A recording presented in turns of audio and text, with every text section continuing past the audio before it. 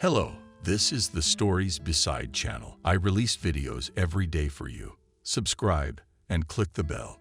Ethan couldn't sleep. His life had been eventful lately. But what had happened today? It just didn't make sense. How is that possible?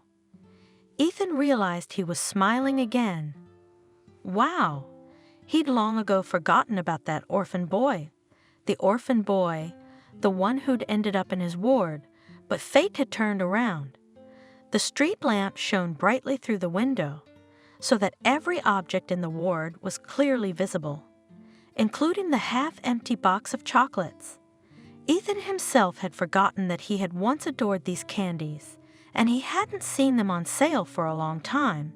But there was a man on earth who remembered his little weakness and even found the box to please Ethan.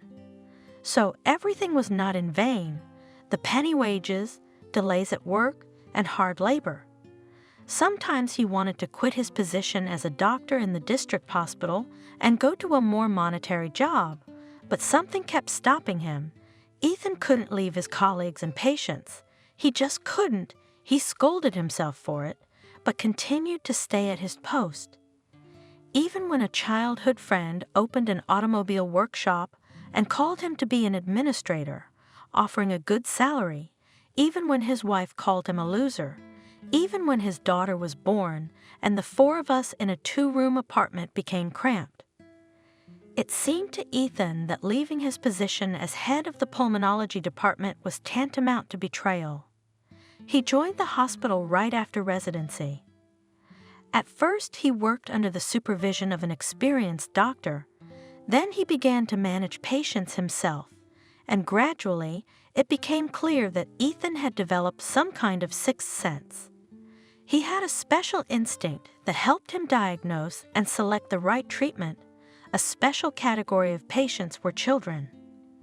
Actually, there was a special department for young patients, but it was often overcrowded, so the small charges came to Ethan's floor. Now such cases have become isolated, but earlier, when the hospital was smaller, children came to Ethan's floor regularly. And just today, being in the unusual role of a patient himself, Ethan remembered one of his little patients, a boy of about 12 to 13 years old from the orphanage, who came to the hospital with pneumonia. Of course, he remembered it for a reason, of course. There had been 1,000 patients in his department over the years of his work, of course. You can't keep everyone in your memory. But Daniel was special and reminded of himself in a very surprising way. Ethan was still a young specialist at the time, but already respected and authoritative. His opinion was considered. He was consulted by more experienced colleagues. By that time, Ethan realized that he had chosen the right path: pulmonology. People with various diseases of the respiratory system, blue lips, pale skin, the man over time learned to distinguish his patients from afar, saw them on the street in shopping centers and parks. Ethan made diagnoses, developed appropriate treatment regimens, and put them into practice. Carefully approached each case, and people began to breathe again. The patient's quality of life changed dramatically for the better. The doctor felt great joy when he saw that the former patient was healthy, full of strength, happy, a tremendous return. Unfortunately, not all stories ended well. Ethan immediately noticed patients who did not have much chance of recovery. He recognized it in some subtle way: signs.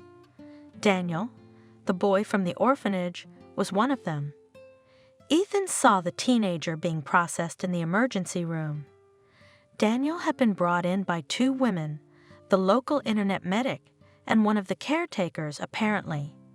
They were answering questions. The admitting nurse was filling out paperwork, and on the couch, with his back against the wall, sat Daniel, thin, pale, dark blonde bangs falling almost to his eyes, spiky shoulder blades. The boy was taking his temperature, his t-shirt tugging at the thermometer sticking out of his armpit. Ethan didn't like the look in the boy's eyes. a dull, indifferent look that said he was very sick and the chances of recovery were slim. Ethan still remembered how his heart had shrunk with pity for the boy. He decided that he would do whatever he could to get the young patient out. Then there was the examination. Temp under 40, saturation critical, lungs wheezing, labs showing severe inflammation. Ethan was outraged. How did the orphanage bring the child to such a state? Why didn't they seek professional help sooner? The local nurse fed Daniel with useless pills, antipyretics, painkillers, even cough medicine she gave him, but he got worse and worse. Now the boy's situation was critical. X-rays showed pneumonia with extensive lung damage. The young patient was transferred to the intensive care unit, connected to a ventilator, began to administer the necessary drugs. Daniel either fell asleep or lost consciousness. Ethan sat next to him and looked at the skinny teenager, so pale, almost blending in with the white hospital pillowcase. Very young and no longer wanted by anyone. It was evident in his faded gaze and general lack of grooming. An orphan? What can I say? Life in an orphanage is certainly not sugar. Ethan was afraid to leave the boy's side that night. It seemed that in his absence the worst might happen. The child's condition was too unstable. The ward was quiet that night. Old patients were already on the mend, and there were no new arrivals. The nurse on duty looked in several times, offered the doctor to go to the restroom, to lie down, a little, to drink tea. He refused. He could not leave Daniel now. He felt it was dangerous, and he was worried for a reason. At about 4 a.m. the boy got worse. He turned blue, wheezed, and all this without regaining consciousness. Ethan immediately, without a second, called for the help of an on-duty resuscitator, and the two of them several tediously long minutes brought Daniel back to life. The kid was breathing again. The beeping of the instruments was steady as it should be. Ethan exhaled with relief. It was gone. The doctor didn't leave his post until morning, even though he felt that the crisis was over, that the boy was no longer in danger. Daniel's chest rose and fell evenly. At the thought of what would have happened if he hadn't been there at the critical moment, Ethan felt sick to his stomach. He and his wife had recently had a son, a cheeky, funny-looking baby, Mason, now sniffling peacefully in his crib. He and Margaret had surrounded the newborn with love and care, giving him plenty of warmth and attention every day. It seemed that all this is vital for the little man. Mason literally blossomed from their smiles, hugs, warm words, and this Daniel, how does he and others like him live? The boy was in the intensive care unit in the most serious condition, and the adults were to blame for it. By the way, for not sounding the alarm in time, and it was almost 9 a.m. Ethan would soon have to make his rounds, and then hand over his shift to his colleagues, and no one had ever called to ask about the boy's condition. Ethan looked at the boy with pity. It seemed to him that his cheeks had turned a little pink. Just a little, of course. He still had a lot of healing to do, but the crisis was over. There was a chance that he would be all right.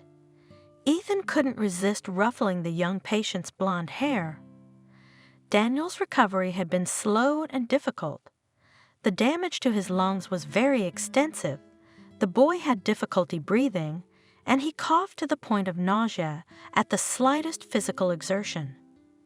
The child was temporarily removed from the ventilator, but the transfer to a regular ward was too much to talk about. Every now and then the kid's saturation dropped sharply, and we had to give him oxygen. Ethan spent a lot of time at the bedside of the little patient. They talked for a long time, if Daniel's condition allowed it. The boy's story about his life in the orphanage shook Ethan, an adult, to the core. Above all, the indifference of the staff was surprising.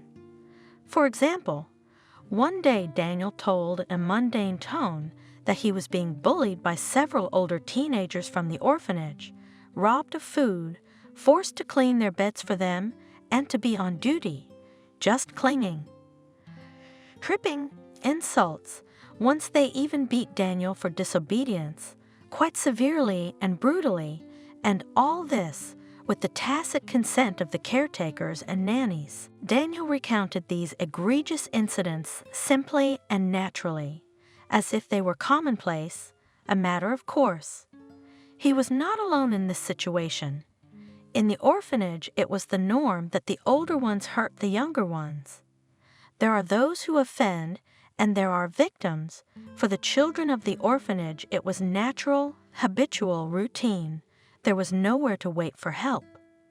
The educators turn a blind eye and advise them to deal with it themselves. But how can a physically thin, not strong boy stand up to a crowd of big, angry teenagers? The orphanage staff also invented humiliating punishments for the most seemingly innocent misdemeanors. For example, Daniel once knelt in a corner in the corridor, in his underwear for half a night, just for drawing after bedtime, with a flashlight under a blanket. This was noticed by the duty teacher, and got very angry. On the antics of older and strong those who can already fight back, the staff turned a blind eye. They were allowed to do anything, but on the weak, the adults came off at full speed. From the stories of Daniel, Ethan concluded that the educators banally take out their anger on the children, compensate for their own powerlessness. This, of course, is scary. Daniel did not complain. Ethan learned about the horrors of being in the orphanage by asking leading questions. The boy told about his life, his existence, in an even tone. For him, it was all familiar, natural. The boy did not know that it could be otherwise. One day, Ethan couldn't stand it and wrote a letter to the city administration, without mentioning names and surnames, so as not to frame Daniel. In this note, the man told about what was going on in the walls of the children's institution. Ethan heard that after his appeal, a commission came to the orphanage. Checks were made. The pupils were questioned. Had anything changed then? The doctor did not know the exact answer to this question, but he really hoped that he had helped the little children and Daniel in particular. Gradually, a special, very warm, trusting relationship developed between the patient and the doctor. The boy looked forward to Ethan's arrival in the intensive care ward and smiled at him every time, even if he had no strength at all. The man tried to make the boy laugh, cheer him up, told him anecdotes and funny stories of his childhood. He asked him to get well soon, because a dolphinarium had come to town, and the orphans would definitely be taken there. So Daniel had to be in line by the end of the month. One day, when Ethan went to check on Daniel as usual, the phone rang in his robe pocket. His wife was calling. Margaret had asked him to buy some milk for her and had disconnected. Was that Beethoven's Moonlight Sonata? Daniel inquired. It was, he asked at the ringtone. Beautiful music. You know your classics. Ethan smiled. Are you interested? Or maybe they teach music in your orphanage. I didn't always grow up in an orphanage. Answered the boy. Yes, and I understand that you were transferred there from the maternity hospital. I saw something like that in the documents, or am I wrong? You're not wrong. My real mom gave me up right away. I don't know her and I don't know why she did it, but I was really transferred to the baby house, right from the maternity ward. Ethan's heart squeezed at the thought. He had recently picked up his wife and tiny son from the maternity ward. Guests, balloons, a sea of colors and smiles, relatives and friends joyfully welcoming the new member of the family. It was such an event, such a celebration. The man could hardly hold back the tears of happiness. For the first time, bent the corner of the envelope and looked at the wrinkled red face of the baby. Many beautiful pictures remain from that day, and when Mason grew older, he would look at them with interest. And Daniel, how was he? Probably lying alone, in the ward of refuseniks. They say that such children do not even cry. They understand that no one will come to them anyway, and then wrapped up in a gray blanket, the boy moved to the baby house, where he was hardly very happy. After all, the appearance of a new child in such an institution means for the staff only an increase in the number of worries. I lived in the orphanage, Daniel continued, remembering almost nothing about that period of my life, and then I was transferred to an orphanage. And from there, when I was about 4 years old, I was adopted by a man and a woman, rich. We lived in a big house, even had a swimming pool. At first, Daniel felt like he was in heaven. The new parents did a lot to educate the child. The boy had a music teacher who gave him piano lessons. His father taught the boy to swim, and now, almost every day, Daniel had a swim in his own pool. The child was taken to the city for soccer lessons. Daniel did not like the training, but not to upset his parents, he pretended to be delighted. And he tried very hard to be praised by coaches and teachers. Let his parents know that they had chosen him for a reason, Daniel. He wanted to be the perfect son for them, or they might bring him back. Daniel had his own room, spacious, stylishly furnished, closets bursting with toys and clothes. That's my mother. She loved to go shopping with me, the boy recalled. My father worked all day long, and here she is. With her we sometimes spent many hours in a row in shopping centers. Most of the time we had one of her friends with kids around my age with us. It was torture, to be honest. Daniel didn't share his foster mother's love of shopping. He tried on suits in the clothing departments without complaint. He waited for his mother when she picked out outfits and bags for herself, sat in cafes listening to his mother's boring, long conversations with her friends. He was sent off to play with the children of his friends on the playground, but Daniel could not get along with them. For some reason the children teased him, insulted him, pinched him, and all this in a sneaky way, and their games were boring and uninteresting. The boy avoided contacts with these so-called friends as much as he could. His mother noticed something wrong and reprimanded her adopted son, calling him an outcast and other incomprehensible words. The mother's displeasure was the most frightening thing for Daniel at that time. He wanted to feel loved and needed. He wanted to give joy to his foster parents, and when it did not work, he was upset and very afraid that he would be taken back. Daniel hoped that time would pass and he would be loved, but the years passed and the situation did not change on the face of the foster mother. More and more often appeared half-squeamish expression when looking at her son.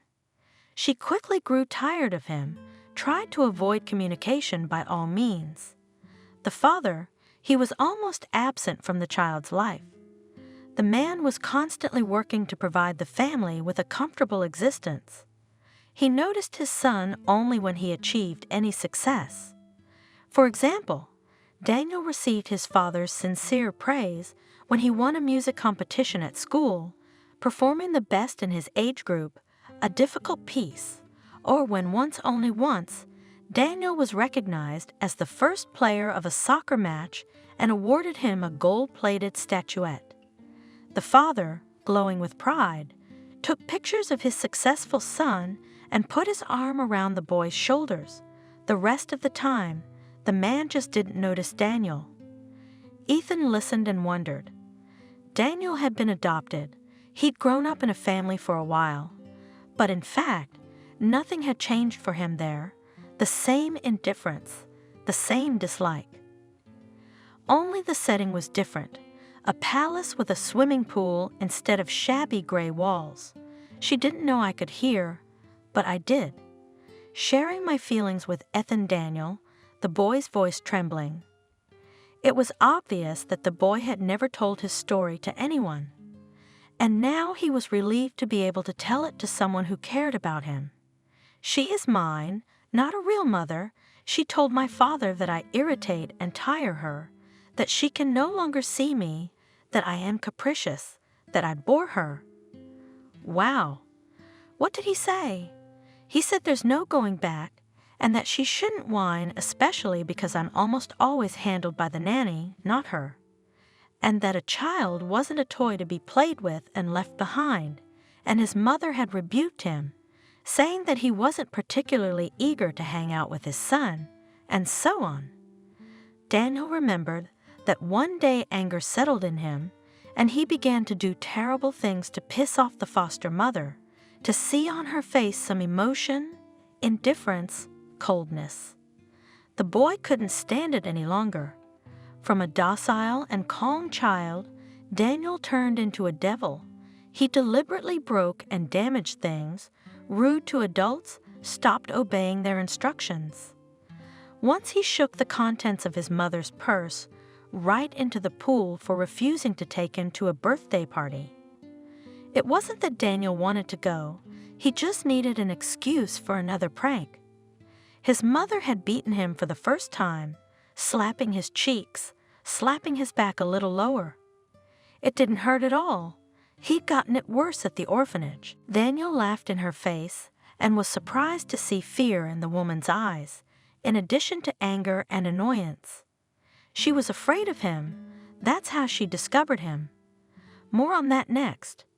Daniel poured into the sink the contents of the beautiful bottles of his father's bar, ruined with Scissor's designer dress mother, in which she was going to go to the corporate party to her husband.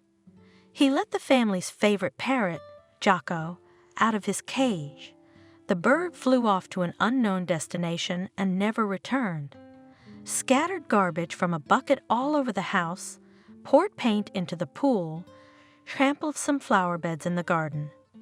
Daniel invented more and more pranks to piss off his parents, to draw attention to himself. He got punished for it, but the boy wasn't afraid of punishment. It was like he was possessed by a demon. I think I was getting back at them then. Ethan confessed to Daniel, "I'm ashamed of my behavior now. It wasn't their fault that they couldn't love me, but I was so disappointed. All my dreams of a loving, happy family were shattered. I tried so hard to please them. I tried to make music and go to soccer. This hateful went too, and tolerated shopping trips. But they, especially her, they looked at me like something unpleasant, unnecessary. So I took my revenge on them." Daniel was taken to the doctor, preceded by a serious conversation between the couple. The boy heard everything from his bedroom. "What doctor?" The father was indignant. "So that everyone thinks that my child is abnormal?" "Yes, you just dissolved it. Not for nothing you cannot have children of their own. You just do not know how to communicate with them. I told you motherhood wasn't for you. No, you wanted a doll for yourself. That's it. Now you've got it, so raise it instead of going to the salons. He is crazy. My mother screamed. You're never home. Can't you see what he's doing? And if one night he'll just send us all to the other side of the world. Didn't you think of that?" The parents argued for a long time. They talked about Daniel as a problem to be solved. They weren't frightened by their son's condition and didn't really care about his fate. The father did not want a child with a diagnosis in the family. The mother, on the other hand, hoped to get a diagnosis and send the unwanted child to the hospital, at least for a while, to breathe free. And that's when I clearly realized what a burden I was to both of them. Daniel shook his head sadly and realized that they didn't need me, that they would never love me, so he calmed down, accepted the situation, decided to take it as it came. Ethan Shivers, Daniel was about 7 years old then, a very young child, and already such problems, such thoughts. Daniel left his antics, but it was too late. His mother took the boy to a doctor, a paid one, a very expensive one, who was determined to fulfill any wish of the client, and the mother's wish was absolutely clear: to get a diagnosis, so that she could legally dump the boy where he came from, in an orphanage. That's how I became a mentally unhealthy person. Daniel said words that were not appropriate for his age. My mother screamed at the head of the orphanage that they had given them a crazy person and promised to deal with them. And I was assigned a health group, with which usually no one takes children in the family who needs such a big child, and even with a frightening diagnosis. So now I live in a boarding school. I can't wait to grow up. Do you want to become an adult sooner? Asked Ethan, shocked by the young patient's story. Of course they are children. That is, we are weak, defenseless, powerless. Nobody counts us. Adults are different. When I am big and rich, I will definitely take a child from an orphanage, or even 2 or 3, as many as my wife allows, and I will be a real dad to them. I'll always talk to them and fulfill their wishes. Ethan smiled. Daniel, in spite of what he had to endure, was not embittered. That boy had a surprisingly good heart. He'd been betrayed twice, he'd had a hard time in the orphanage, and he didn't even hold a grudge against his foster parents. On the contrary, he was grateful for a few years spent in their beautiful rich house. It was only there that I realized I had talent. Daniel smiled. His breath was getting short, and his lips were turning slightly blue from the long conversation. Ethan noted these warning signs and prepared to call the nurse for oxygen, but he still wanted to finish the conversation, especially since Daniel himself was interested in it. What talent have you discovered? I draw well, especially buildings, constructions. I see. I immediately grasped the essence. Even when I was very young, I was able to draw 3-dimensional images. Even my mother praised me. Here, let's get well soon. We'll transfer you to the ward. I'll bring you pencils and a sketchbook, and draw me something to remember. Okay, sure, Daniel promised. Ethan left the room and thought about it. The boy's condition had stabilized, but the light, too extensive lesions. A drug, very expensive and rare, was needed for recovery. Without this drug, irreparable things could happen to the child. The same day, the doctor contacted the orphanage management and explained the situation. Treat with what you have. The head of the orphanage cut him off. Our budget does not include such items. You understand, the lung damage is so great that there is no way without this medicine. I will provide all the necessary reports and documents. Push for funding. The drug is necessary and urgent. It is not included in the list of those paid from the budget. The superintendent stood her ground. Ethan hung up. Everything was clear with them. Nobody needed this pale, russet-haired Daniel, the artist. If he suddenly disappeared, perhaps nobody would notice or be upset. Complete indifference to the fate of the pupil. Trying to get something from the administration of the orphanage is like banging your head against a concrete wall. Ethan tried to apply to the fund for helping sick children, but even here he met an obstacle. The man never fully understood why, but the fact that Daniel is an orphanage resident played against him. The boy is under the care of the state, which means that it should pay for his treatment. Funds collected money for treatment of only domestic children, family children, a terrible injustice. Total indifference to Daniel's fate depressed Ethan. The boy was getting worse and worse, and the relief was temporary. Standard medications were no longer working, and Daniel was put back on ventilator. The boy was melting every day. Ethan could not bear to watch it, and the man made up his mind.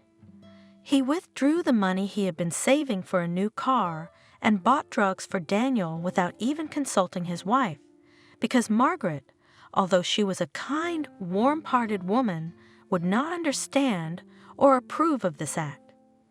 Ethan decided that he would make amends. Gradually, he would save from his paycheck and accumulate the necessary amount, but Daniel, Daniel could not wait. At the hospital, Ethan explained to his colleagues that he had found a rich sponsor for the boy, and only one nurse, the elderly Clara, knew where the money actually came from. She happened to see a receipt for the payment, which showed the name of the account holder from which the money had been debited. Ethan smiled and put his finger to his lips, saying not to spread. The old woman nodded and hugged the young doctor, who himself, being in a bad financial situation, decided to save the boy from inevitable death. Daniel recovered quickly on the new medication. Soon Ethan, with relief, transferred the patient to a regular ward. The boy had fun. He was happy to communicate with the medical staff and other patients. Laughing a lot, Ethan looked at all this and realized he had made the right choice. If it wasn't for the medication, none of this would have happened. No Daniel smiles, no fun games, no amazing drawings. Ethan kept his promise. He brought a sketchbook and a set of colored pencils to the kid's room. That same day, Daniel found the doctor on the floor and demonstrated the drawing. Ethan did not expect such a thing. In front of him was a surprisingly accurate image of a piece of the street, seen from the window of the boy's room, a wide boulevard, the building of a shopping center, passers-by hurrying somewhere. You drew this yourself? Of course I did, Daniel answered, clearly pleased with the doctor's reaction. Wow, you really are a talent. When Daniel said he was good at drawing, Ethan had envisioned something a little different. He'd expected a beautiful, but still childlike and primitive drawing, but here it was as if a professional artist had done the work. The shadows, the light, the volume, the image looked surprisingly lifelike and realistic. Did someone teach you? Ethan asked, still not believing his eyes. Did your foster parents take you to art school? No. Daniel shook his head. They wanted their son to be a star soccer player, not an artist. And in the orphanage we have drawing, but it's boring. They put a vase in front of you and tell you to draw. I draw what I see and what I like. You have to study. You have to study. Do you hear me? I'll talk to your teachers. Thank you. Maybe they'll listen to you, because they want me to study to be a tiler. After the 9th grade, I heard, and I dream of being an artist or even an architect. I like to design buildings. An architect? Ethan grinned sadly. I don't think that would be a career for a kid from an orphanage. There's no way he's going to get into architecture schools, and no one will pay for his studies. It was a pity. The boy was really very talented. Christmas was approaching. It was obvious that Daniel would have to spend it in the hospital. He had a long recovery ahead of him. The boy was glad of that. He liked it in the hospital. He got along well with the locals, and he was especially reluctant to part with his new friend, Ethan the doctor, the first adult who had ever cared for him. Ethan realized that he had grown attached to the boy. Of course, he couldn't do that, but he couldn't help it. After the hospital, Daniel would have to go back to his old life, full of danger, punishment, indifference, and cold.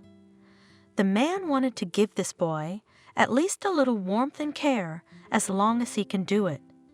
Therefore, the doctor decided to please the boy for Christmas, to present Daniel something that will definitely make him happy.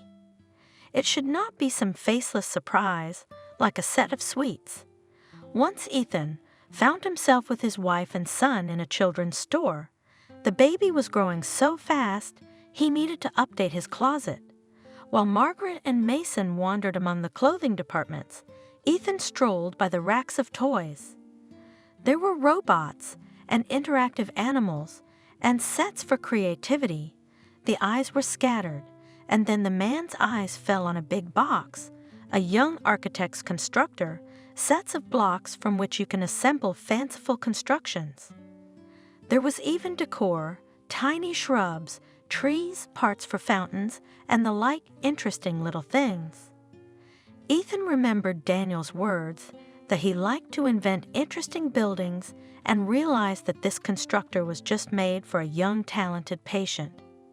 The price, of course, was a biting price, but his wife smilingly approved of her husband's decision, and they bought this brightly colored box.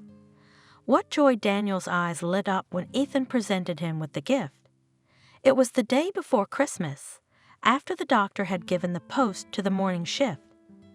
Ethan would spend the holiday with his family, but afterward, he would be sure to bring Daniel and his ward roommates treats from the holiday table.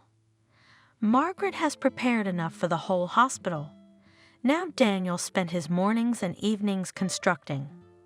He turned out really impressive constructions, ergonomic, stylish, aesthetically pleasing. The boy was sure to write down each model in a scrapbook, then dismantle the building and build a new, even more original and interesting. By the time he was discharged, the boy had several albums of such drawings. Ethan once borrowed them and showed them at the Design Center, a prestigious institution where children were taught the basics of architectural design. Classes in the studio were expensive. Students participated in all sorts of competitions and won prizes, but Daniel was ready to accept for free, just to get such a talented student. Ethan explained the situation, said that the boy was brought up in an orphanage, that no one would promote him, let alone pay for his education and trips to competitions. The director thanked him and promised that he would fix everything, because such talent should not go to waste. Ethan left the Design Center with a light heart. It looked like Daniel was seriously interested in this place. You bet, the boy clearly has a rare gift, and the prestigious institution needs more victories. Daniel will definitely provide them. Now the boy will develop professionally in the right direction. Ethan couldn't wait to tell the teenager about everything. He would be happy. His life would no longer be the same. Daniel was happy, of course, but as the discharge approached, he became sadder and sadder. He didn't want to leave the hospitable wards where he was treated so well. Ethan was also sorry to part with Daniel, as he had grown attached to him during that time. He even had a serious talk with Margaret about taking a boy from the orphanage. Daniel was good, bright, kind, and would be a pleasure to take care of Mason. Ethan was really ready to take Daniel into the family, to become a father, a mentor.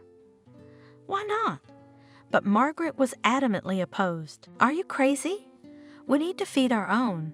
Where else can we get another one, especially one so grown up? We probably won't even get one. The apartment is small. The wages are small too. Ethan sighed, of course. His wife was right, but Daniel wouldn't be lost now.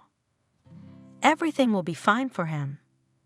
On the eve of discharge, the doctor and the patient had a long conversation.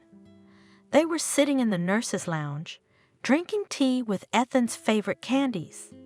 The kid appreciated them too. The man tried to set the boy up for a new life, to inspire him. He talked about how important it was for him to work, to develop his talent. He left Daniel his phone number and asked him to call if he had any difficulties. Daniel nodded and smiled, but his eyes were sad and sorrowful. You'll be gone in the morning. Your shift will be over, so we don't have another opportunity to talk, the boy said. Yes, Ethan nodded. You'll be discharged without me. I'm so grateful to you, the boy said, looking seriously into the doctor's eyes. I know you saved my life. Well, I was just doing my job. Ethan shrugged. You did a good job, you made it. Not on my own. I know all about it, Daniel admitted quietly. Tears welled up in his eyes. I should have died. I heard the nurses talking, and you saved me twice. The first time was the night I arrived, when you sat next to my bed and noticed in time that I wasn't feeling well. I was with my eyes closed, but I felt everything, understood everything. knew that you were near me. I was so afraid you'd leave, but you were called many times to rest, but you didn't leave. So you felt everything then? I thought you were unconscious. No, I was conscious, but I just didn't have any energy. It was so hard, so scary, I thought I was dying. I was dying, but you didn't leave me for a minute and saved me, helped me at the right moment. It's a miracle I was there for you. Ethan confessed. Everything really could have ended horribly, but I'm a doctor. It's my duty to save the sick. You just couldn't be left behind. But someone else would have. Exorcised Daniel, and Ethan didn't bother to argue because the kid was right. It was true that a doctor was not obliged to sit at the bedside of a patient in intensive care all night, especially when the condition had been stabilized, but the man felt. With his animal instinct that Daniel should not be left alone at that moment, not at all. But that's not all, the boy continued. I know all this. You bought me that expensive medicine with your own money, and without it I wouldn't exist. But where did you get this information from? The doctor was surprised. Well, I wouldn't want to reveal my sources, but okay. Just promise me that you won't scold anyone. Do I look like a scolder to you? You don't. You're just the opposite. But then you'll have to come clean. Clara blurted it out while she was changing my IVs. She told me, she even cried then. She was so moved by your kindness. Ethan sighed. Clara, information about the financial side of the case, and even more so about Daniel being on the verge of death, was not for children's ears. Thank you. I owe you my life? Without thinking about it. Ethan asked softly. That's what adults owe you. You're a child, you have rights. You have the right to learn, to be safe, to live, to be treated. Adults owe it all to their children, and you've had a hard time, but you can't be in a bad place forever, can you? Your life's gonna change now. You gonna study. You'll definitely get noticed. Everything will be fine, just don't get sick. Don't be lazy, work, develop. It's a deal. Daniel smiled. Ethan ruffled his blonde hair. That's it. I have to make my evening rounds of the intensive care units. See if there's anyone in urgent need of help. Have a good night's work. Daniel got up from his chair and was about to leave, but at the door he turned around and said, I'll save you too someday. You'll see we'll meet again, and I'll help you in some way for sure. Go to bed already, you lifeguard. Ethan smiled. You don't owe me anything. I was just doing my job, and if you want to thank me, become a successful, wealthy man and help those who are weaker than you. Deal. Daniel nodded seriously and walked out. Good kid. Ethan thought then. Kind, grateful, may he be lucky in life. That was their last meeting before he was discharged. The next time Ethan came to work, Daniel was gone, back at the orphanage.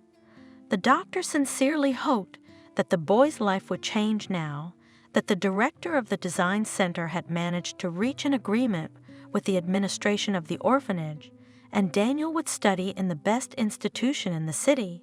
The boy certainly deserved it. It's been 15 years. During this time, a lot of things happened in Ethan's life. There were victories and failures at work. The same could be said about his personal life. Ethan and Margaret had a second child, a daughter, Susan. Living in a 2-room apartment became cramped, but there was no money to buy a new apartment. Margaret reproached her husband that he could not part with his hospital and find a better-paid job. All the days in the department, I am alone with the children in the house, so at least bring money, but that's how small things count. We do not see anything. My wife was almost sobbing. Ethan did not even try to argue. There was nothing to object. Margaret is right, but the man could not do anything. It was impossible to abandon the department. Ethan's heart ached for each patient. He did everything to make the percentage of recoveries grow steadily, and the number of medical failures tended to zero.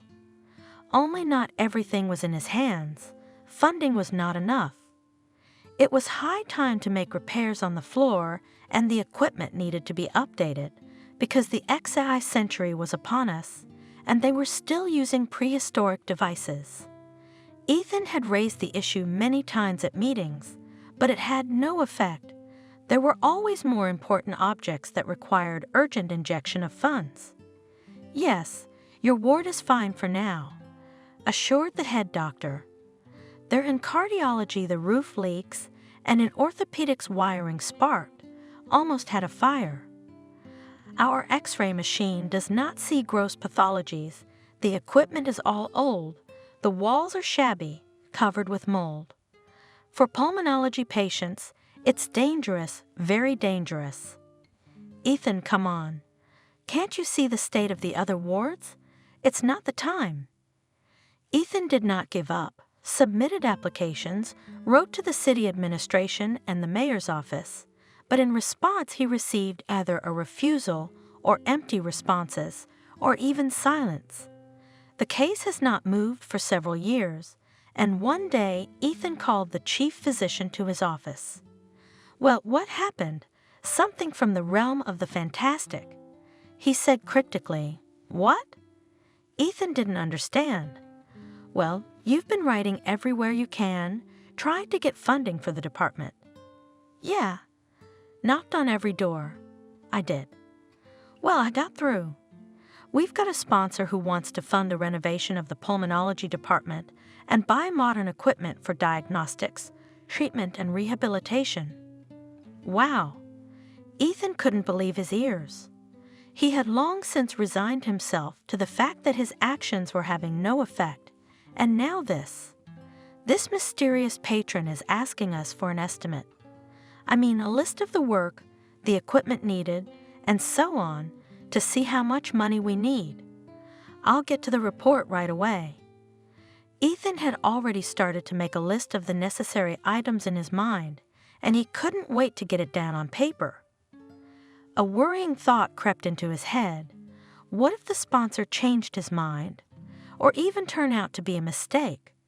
This whole situation looked too improbable and even magical. "Don't be modest," the head doctor advised. "Write everything you need and even more, and if they tell you to moderate your ardor, then we'll do it." Ethan wasn't being modest. He wasn't asking for himself. He was asking for the patients. With the help of modern medical equipment, they would be able to save more lives, and in renovated wards, without whitewash and mold on the walls, it would be much easier and more pleasant to recover. To the surprise of Ethan and the head doctor, the sponsor took into account all the wishes and immediately transferred the necessary amount to the hospital account, even without haggling and asking unnecessary questions. On the floor, the repair began. Temporarily, Ethan, his colleagues, and patients had to move to another wing, but it was a pleasant hassle because the department was transforming before our eyes, and almost every day delivered boxes to the warehouse with domestic and imported equipment, the highest quality, the most modern. The renovation was over quickly. Ethan was once again convinced that money solves everything, or almost everything. After the work the department shone with white walls and ceilings, unpleasant odors of mustiness and dampness disappeared. Even being here became more pleasant. And the equipment? Ethan couldn't get enough of the new medical equipment. It was a whole new thing. Now they would be able to turn around. Now the patients would recover faster and easier. The man was heartily grateful to the mysterious sponsor. He wanted to talk to him personally, but the man preferred to remain anonymous. The rich have their own quirks, divorced the chief physician. Our benefactor is in disguise, but what are his reasons? Maybe he sinned a lot while he was building up his capital, and now he's making amends. What do we care about that? We care about the result. Ethan could not agree with the words of the chief. He wanted to thank the sponsor personally, to explain how many lives he had saved by his deed, but the patron of the arts did not want to reveal his identity. Well, his right, of course, but it all seemed very strange to Ethan. At work, the man's soul rested. Fresh repairs, new equipment, all this inspired, lifted his spirits, but at home things were not going so well as he would have liked. Moneyless, not that they were poor at all, Ethan's salary even allowed Margaret not to work. They both made that choice when their daughter was born. His wife would stay at home and take care of the children, and he, the head of the family, would be the sole provider. Margaret honestly fulfilled her duties. The children studied on excellent. The house was always clean and cozy and smelled delicious food. But the role of a provider didn't work out so well. Ethan tried, took part-time jobs, went out to work off the clock, but there was still not enough money for the kind of life Margaret wanted. No, she didn't demand anything supernatural, but she wanted to give her children a decent education, to vacation at sea at least once a year, to drive a new car, not a rusty and constantly breaking down. Ethan could not provide all this for his family, worried, tried to do something, but it did not work. The option of quitting the hospital was not considered at all. It was his department, his brainchild. Under him it began to flourish, and now, thanks to him, the department became the most modern in the hospital. But Margaret, too, she could understand. Scandals, quarrels, recriminations increased, but Ethan tolerated it. He had nothing to say to his frustrated wife. Mason and Susan grew up. They were no longer babies, but teenagers requiring much more investment, including financial. Mason took an interest in programming, searching for videos on the internet and creating amazing projects with their help. Margaret and Ethan marveled when their son showed them the results of his labor, but they themselves were far from the IT world. He needs to learn. Margaret insisted. He's clearly got a knack for it. He's a real talent. Yeah, good for him. He's a determined kid growing up. Only we parents can kill that talent at the root. What's that? I don't get it, Ethan. The boy must learn. And do you know how much a programming course costs? I just found out we can't afford it. Well, that's too bad, but maybe there's something cheaper. You can't. I called all such institutions in our city, and online schools even looked for. Everywhere the price is about the same, and it is not for us. I'll figure something out. You better try. It's our child's future we're talking about. It's in our hands right now. Imagine the responsibility. Ethan knew Margaret was overreacting. Well, nothing would happen if Mason didn't study at these expensive courses. The boy was doing a lot himself, and he was doing well. And when the time came, he would enter a university, become a student to study to be a professional programmer, and all these circles. Ethan had the feeling that they were nothing more than a way to siphon money from ambitious parents. But the man did not argue with Margaret. She reacted painfully to all financial issues, especially if it also affected the children. One of his colleagues gave Ethan a great idea. It turns out that in their city, there is a free school for young programmers. It is an institution of the state. Graduates receive a certificate giving them permission to work, but to get there, you have to pass entrance tests.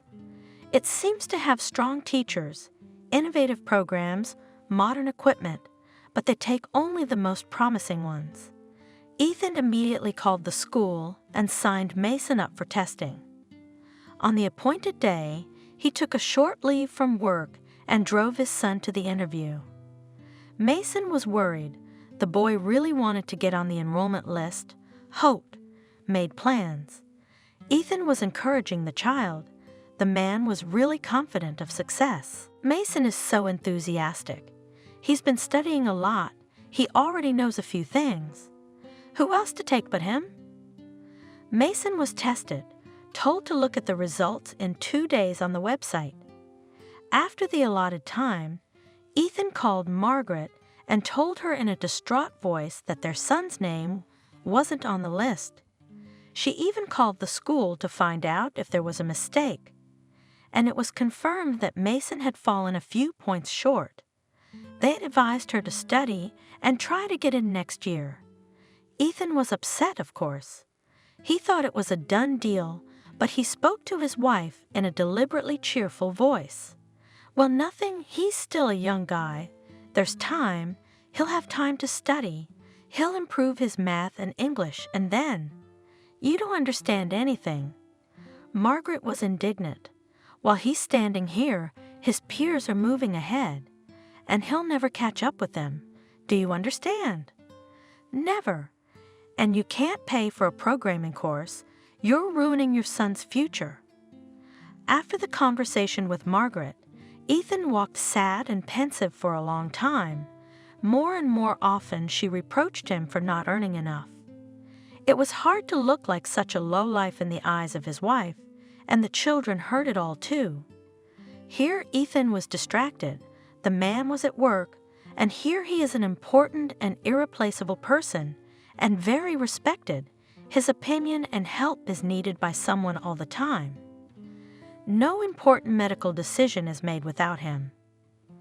Ethan went about his usual business, and then, about a week after the incident with the programming school, a strange and very unexpected event happened. Ethan got a call from the school. The administrator informed him as politely as possible that there were a few more budget places on the course, and since Mason had shown high results on the test, he would be enrolled. They asked him to come with documents and fill out some paperwork. Ethan, of course, immediately called his wife back. Margaret was over the moon. The man smiled, imagining how happy Mason himself would be. Some time later, the problem with the salary was solved quite unexpectedly. The city announced a contest for Doctor of the Year.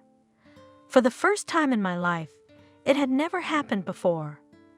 And from the hospital, the head physician nominated Ethan as a contestant.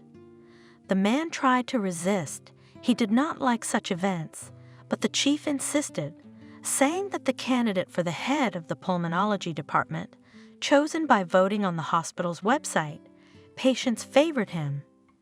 They also wrote explanatory comments. Ethan didn't know that there was any voting, but it was very pleasant to read the patients' comments. Once again, the man felt that his work was seen, valued, and appreciated.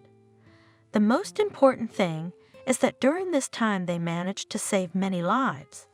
No money can measure that, and then the work spun again. Ethan didn't think about the contest. Filled out some form, submitted a photo. Someone from the hospital administration handled the rest. After a while, Ethan was summoned to his office by the head doctor and asked in a mysterious voice if he had a business suit. "Well, I did," Ethan shrugged. "Why?" "Because you're the winner of the contest." The head doctor's eyes were burning. If only such an honor for the hospital. Now it will be easier to get funding from the budget and the long-awaited repair of some departments. I did nothing to win. Ethan, who had forgotten all about the contest, stretched out in confusion. He couldn't believe it was true. You didn't do anything to win the contest, but you did more important things, working, giving of yourself to patients, saving people. That's why you won. At the awards ceremony, Ethan came in glowing Margaret, his wife holding his hand. She looked gorgeous in a dress with an open back, specially purchased for the occasion.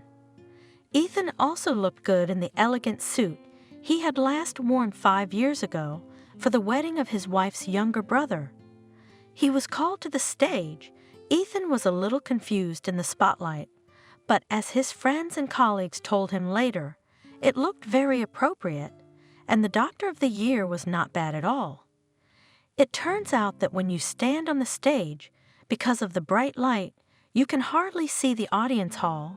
It seems dark and boundless sea. Ethan felt the eyes on himself, felt the energy of the audience, but did not see them.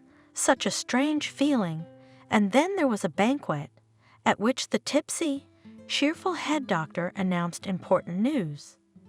It turned out that the winner of the contest would receive a monthly supplement to his salary from the budget, and named such an amount that Margaret shrieked with joy, and Ethan smiled. No longer would he feel like a man who could not provide a decent life for his family. Ethan had often wondered if fate had favored him in some special way lately. He always thought that life was striped. The black stripes would be replaced by white ones, and vice versa. But his phase of success and rise was not over. One success followed another. It certainly pleased, inspired, made him feel strong and almost omnipotent, but also caused a strange feeling. Is everything really working out so well? Was it somehow suspicious in itself? Wouldn't there be a reckoning one day? Ethan tried to chase such thoughts away, but occasionally they still seeped in and kept the man at peace. And now it was completely idyllic at home. The family had finally moved into a new, larger apartment, closer to the gymnasium where the children were studying. The couple even had time to make repairs, but how to do? Ethan simply paid for the services of workers, and while the whole family vacationed at the sea, the team turned the apartment with rough finishing into a stylish, beautiful dwelling.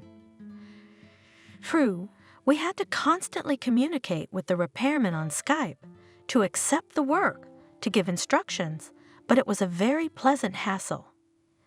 My wife was delighted, but Mason with some sadness remembered how he liked to make repairs in their old apartment when they, as a team, painted the walls themselves, glued wallpaper, and then a long time to clean up and remove construction waste. As it turns out, these actions gave the children a special pleasure. Ethan's life had changed a lot. He didn't even notice when it started, but now everything was completely different. He worked in a state-of-the-art department. His son was studying at a prestigious programming school. They now had a spacious new apartment. As for money, of course, they were not millionaires, but now they did not have to save on food, clothes, entertainment, and it was just wonderful. But probably, Ethan thought too often that everything could not be so smooth and good in life, and waited for some kind of payback or black streak. But he didn't believe in this happy fairy tale, where all the problems were solved as if by themselves. That evening, Ethan returned from the hospital late. His shift was over at 6 p.m., but he had to stay late, a complicated patient of uncertain prospects. Ethan couldn't leave him until he knew exactly what was wrong. And now, at almost midnight, he was driving along a half-empty country highway, so it was faster than looping through the city, and the route itself was easier, no traffic lights or crosswalks. I could relax a little, which is very helpful when I was in the hospital for 10 hours in a row. It was raining. The drops were drumming on the roof, smashing beautifully against the windshield. The wipers barely coped with their task. I could hardly wait to get home to warmth and comfort. Surely Margaret must have cooked something delicious. Now he was always greeted by a satisfied, smiling wife, not an irritated woman with anxious eyes. A marvelous metamorphosis. And then there was a noise, a rumble, a squeal of brakes, and a strong, powerful, unexpected blow. It came from the right. Ethan felt that he was losing control. He twisted the steering wheel to the right, but it was inexorably carried to the left into the ditch. The car spun. Everything was happening fast. The man saw the sky and the earth change places before his eyes, making him nauseous. Ethan hit the roof and the side windows of the car, but somehow he felt no pain. He wished this fall and his surroundings would end sooner, to get out on solid ground where there was no jolt. Finally, the car came to a stop. Ethan realized that he was trapped in a crumpled car, which had fallen into a ditch with the roof down. The situation was made worse by the fact that a fire was starting. Ethan first smelled a distinctive odor, and then flames appeared as they quietly flared up in the back of the car, but it didn't take long for the fire to spread throughout the cabin. Ethan was bombarded with a wave of terror. There was a need for action. The man tried to free himself, but it was useless. The belt held tight, the doors were jammed, and his hands were not obeying well for some reason. They're strangely sticky and slippery. It's blood. Where's it coming from? Okay, he'll figure it out later. If there is one, it's later.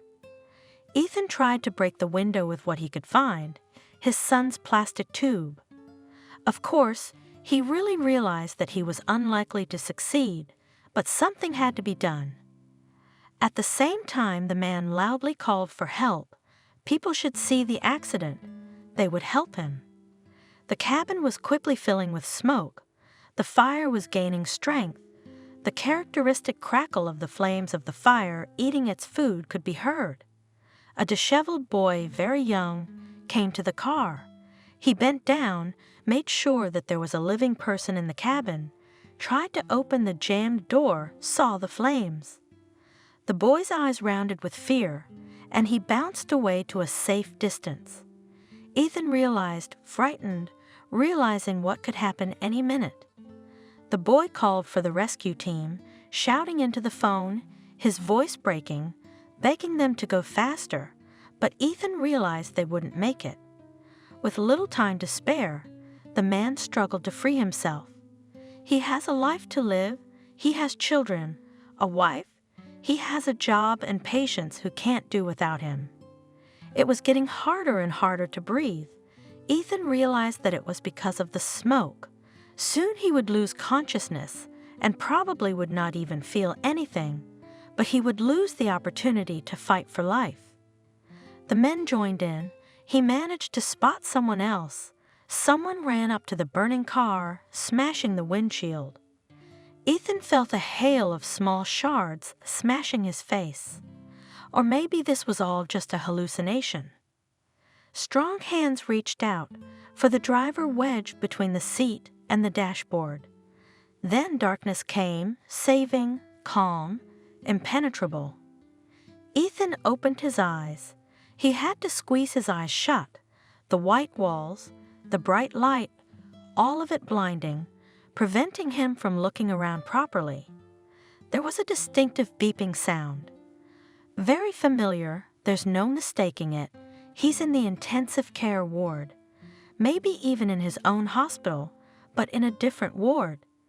Ethan remembered that he had been in an accident, in a burning car, his seat pressed firmly against the dashboard. There was almost no chance of rescue. Did they get him out? Did the rescue team get there in time? Miracles! Then another very important question arose. And what condition was he in? Apparently not in the best condition, since he was in intensive care, and at the same time his head was thinking clearly, which meant that his brain was not particularly damaged. Ethan opened his eyes again. This time he managed to look around. He was alone in the room. Life support equipment was connected to him. He was as he should be without clothes, lying under a thin white sheet. Ethan tried to move his arms, and his legs were working.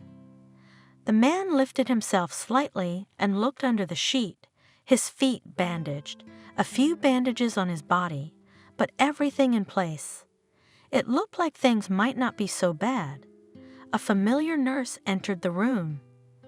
Ethan had seen her many times in the corridors. They had said hello, but unfortunately he didn't know her name. When the nurse saw that the patient was awake, she smiled happily. "Ethan, are you with us? What a joy! Would you please call James?" Ethan asked, his voice sounding hoarse, somehow weak. He needed to talk to James, the head of the trauma department, and find out about his condition. He felt a little dizzy, a little sore in places, but overall Ethan didn't feel like staying in the ICU. He wanted to go to a regular room. Sure. The nurse nodded and ran for the chief. James arrived promptly, smiling broadly and looking at his colleague, who had been turned into a patient, with obvious relief. Well, what can I say? You were born with your shirt on. You were hit on the highway by an SUV that lost control. The kid behind the wheel was a kid who just got his license yesterday, showing off for his girl. He's fine, but you'll see. All right, he'll get his. Ethan remembered the confused boy who had called the rescue team, begging them to hurry. That must be the one responsible for the accident. For some reason, Ethan didn't feel any anger or even irritation at the character. There was so much fear, despair, remorse in the boy's eyes at that moment. So I was rescued by the rescue team? Did they make it in time? There was a car on fire, not a lifeguard. Rescuer, your guardian angel. A young man was driving down the road, saw the accident. He pulled you right out of the burning car, even though he realized that any minute now something terrible could happen. He didn't hesitate, broke the glass with a fire extinguisher, knocked down the flames a little, freed you from the seat belts with a knife, unfastened the metal with his hands. Just a little bit, but it was enough to pull you out. Your legs were scratched, but it's nothing. And the main thing was not confused and took the fire extinguisher and the knife when he rushed to the rescue. I want to see him. Ethan said, that man, he saved my life at the risk of his own. Yes, he'll come again. James promised. He's sure to, because he calls every day to check on your condition, as often as your relatives do. Every day? How long have I been unconscious? Yeah, almost a week.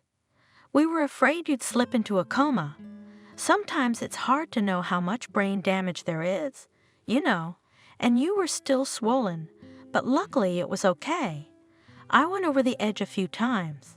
Does Margaret know I'm okay? Well, don't be too quick about it. You've got a lot of healing to do. But I called your wife as soon as I was told. She's probably flying all the way down here by now.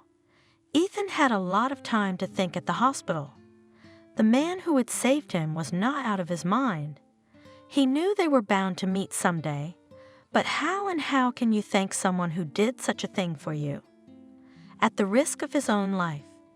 Soon Ethan was transferred from the intensive care unit to a regular ward, but as a regular ward, to a separate room reserved for VIP patients. The man might have been more than happy to be with the other patients, to have someone to talk to. But James insisted on special conditions for the honored guest. Ethan didn't like being a patient, and the forced idleness was a burden. Probably that was why his recovery was going at a fast pace. The doctor wanted to get back to work, to his favorite business. His colleagues visited him, reported news, brought him treats.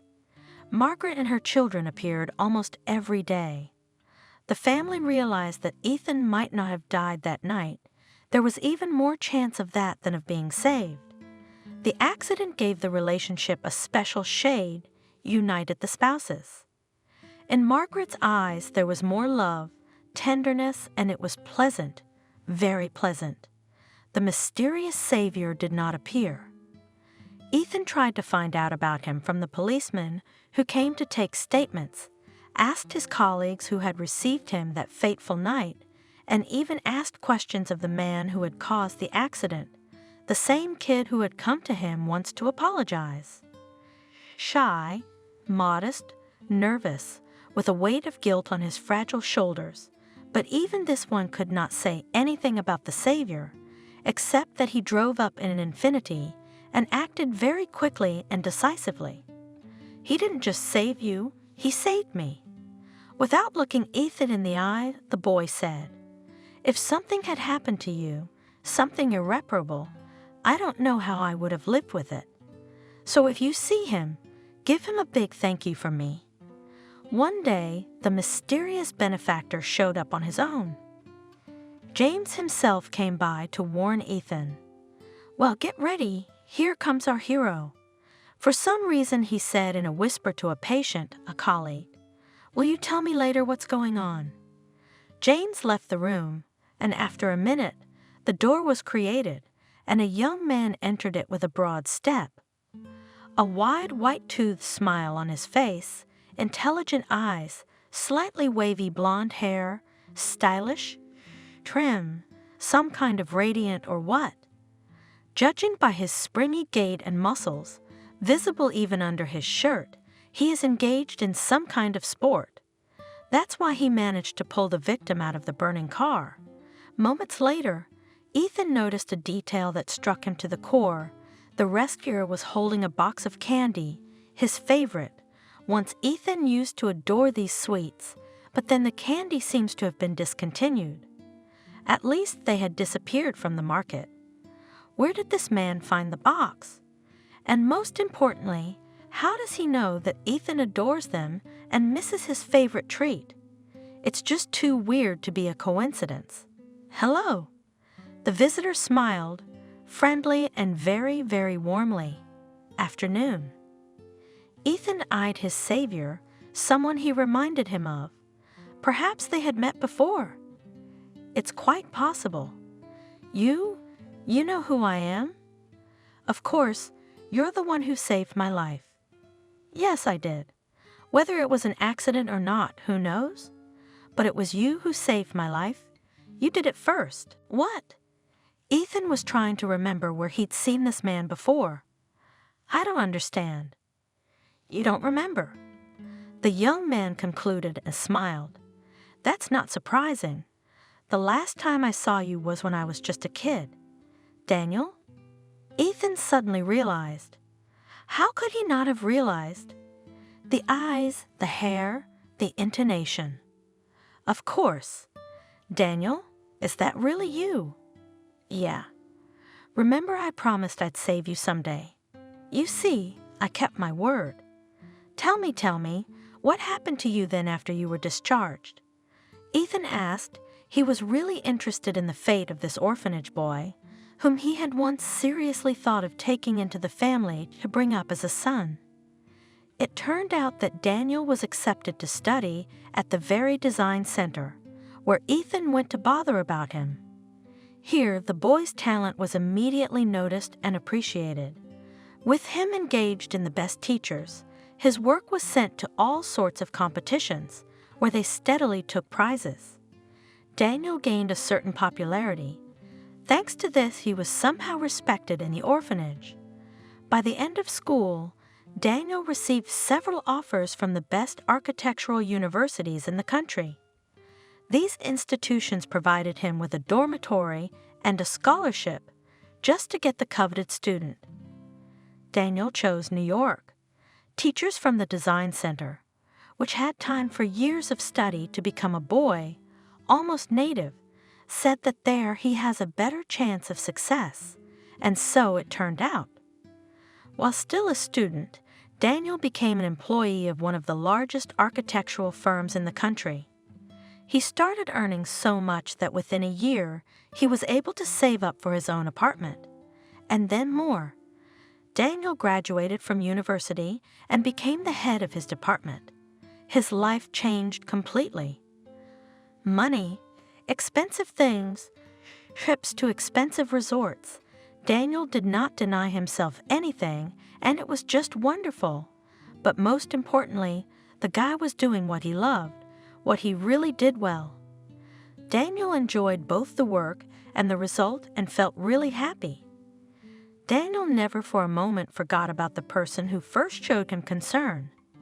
He knew perfectly well that Ethan had saved him twice, the first time on the night of admission, when he had refused to leave the bedside of a heavy patient and had noticed a seizure in time. The second time, the man had spent all his savings on medication for the orphaned orphan. Without expensive medication, Daniel would not have made it. The guy was clearly aware of this, But the doctor did not limit himself to the fulfillment of his official duties. He not only cured Daniel, not only gave him life, Ethan also believed in Daniel's talent and helped this gift to develop. Daniel still kept the construction kit he received from Ethan that Christmas. It was thanks to this set that the kid realized that architecture was really his calling. He spent hours and hours building amazing buildings, some of which he realized as an adult. I'm so happy for you, I really am. Ethan smiled. He looked at the young, confident man and couldn't believe it was Daniel, the same skinny teenager, abandoned, betrayed twice, wanted by no one. Joy and pride for Daniel, that's what Ethan felt as he looked at this man. Wow, he became such a successful architect, but most importantly, Daniel grew up kind, brave, determined, ready to help others. I always remembered about you and about my promise to help you, followed your fate. It seemed unfair to me that such a good man, a wonderful doctor, saving lives every day, lived like that. Daniel hesitated, afraid of offending his interlocutor, but Ethan smiled and finished the sentence. Lives in poverty. Well, almost. Wait, are you the mysterious sponsor who renovated my department? Yeah, nodded Daniel. I was literally pulled out of the grave in this ward once, and I wanted to thank you, especially since I have such an opportunity. It's my pleasure, really. Wow, I never would have guessed. Oh, and this Doctor of the Year contest, is that you too? Well, it's a state contest. I didn't invent it. And yet somehow you're involved in it. I can feel it. You've always had a very good intuition. Daniel smiled. Well, let's just say that I helped to get the contest organized in your town, and I asked the chief physician to nominate you. He said he was going to do it anyway, but I had nothing to do with you winning. I just gave my vote, the only one. The patients chose it themselves. I had no doubt it would work out that way. You are a wonderful doctor, humane, kind, not indifferent. This result is well-deserved. Wait, what about Mason, my son? I mean, the programming school, did you have a hand in that too? Ethan was struck by a new hunch. I did my best there, I'll admit. Quid pro quo. You helped me get a job at the design center, and that gave me my way in life, and I also helped your wonderful son. He's a smart kid, just a couple points short of the competition. I paid for all the years of tuition and asked it to tell you that there were budget places available. Ethan looked at the young man in surprise and remembered him as a small boy, thin, big-eyed, pale, almost merging with the hospital bedclothes in color. Now he was a strong, healthy man, successful, brave, kind. But why did he act so secretive? Why didn't he contact me himself directly? Well, Daniel hesitated. It's just that I know you very well. It would be awkward for you to accept this help. Maybe you'd approve a sponsorship for the department, but for yourself, I doubt it. Ethan thought for a moment. Daniel was right. He would probably be genuinely happy for his former patient, but he would probably refuse to help. The doctor was used to helping himself, but he'd never learned to accept support. And then there was that incident, the terrible one with you, the accident, and this time. This time it really was a coincidence. Amazing, marvelous, just unbelievable. At the same time as Ethan was coming home from the hospital, Daniel was driving to visit, quite by chance, an orphanage friend. He had just flown from the capital to his hometown and was rolling down a country highway. The accident happened before his eyes. The SUV lost control and literally swept a light sedan into the ditch. Daniel slowly pressed the brake. His car smoothly slowed down. The young architect watched in horror as the damaged car flew downward, flipping over the roof. While I parked, while I grabbed the necessary things, while I ran to the place, there was a fire starting. It was impossible to slow down. The driver of the SUV tried to help, but he was having no luck. He called for rescuers, only they wouldn't make it in time. Daniel struggled to pull Ethan out. He was already unconscious. At that moment, the guy didn't recognize his old friend and savior. The victim's face was covered with blood, but then when the victim of the accident was already taken away, the police came to the scene. It turned out that in the glove compartment of that half-burned car, there were documents in the name of Ethan. I just couldn't believe it. Daniel shared his impressions. It turns out that I really saved you, as I promised years ago. I still thank fate that I was driving behind you at that moment. It's an amazing coincidence. I've been following your fate for several years. I've been by your side. I've secretly helped you in any way I could, and it always seemed like it wasn't enough, and then this. If it hadn't been for you, I wouldn't be here. Ethan nodded. He was reliving the horror of the accident again, the horrible images coming before his eyes one after another, and once again Ethan realized how close he had been to death. It was an amazing feeling.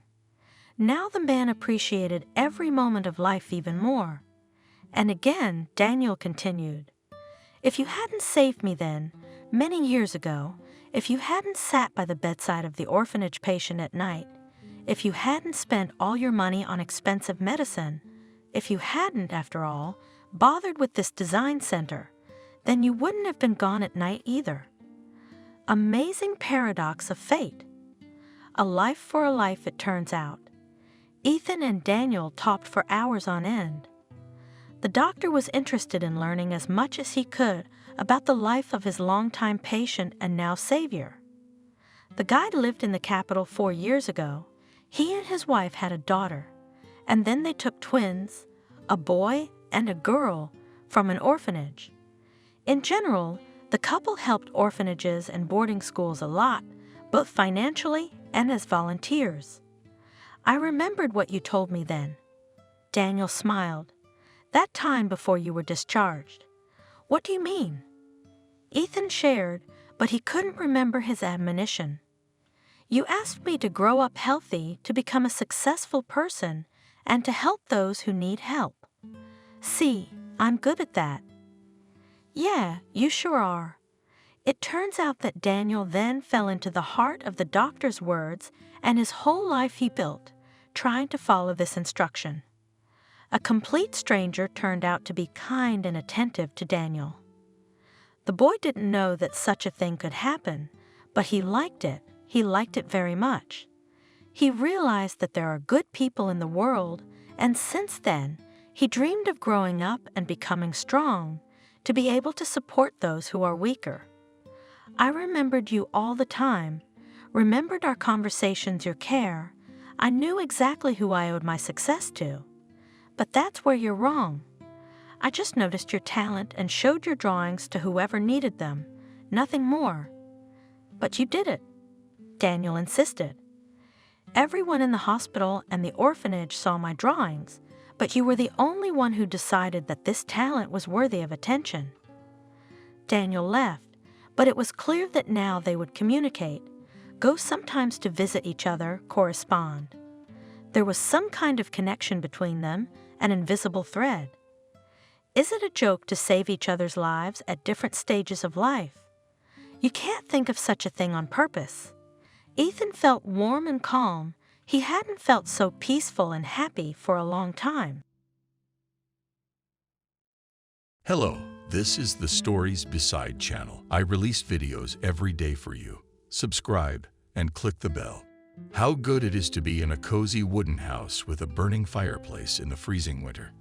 When the light in the room is extinguished, the fire, impatiently bouncing on the birch logs, seems like a lighthouse fire, pointing the way to the ships of the stormy sea. When you put a few new fields under it, the stove begins to hum quite a bit, and through the closed furnace door you can hear the crackle of its unburned wood.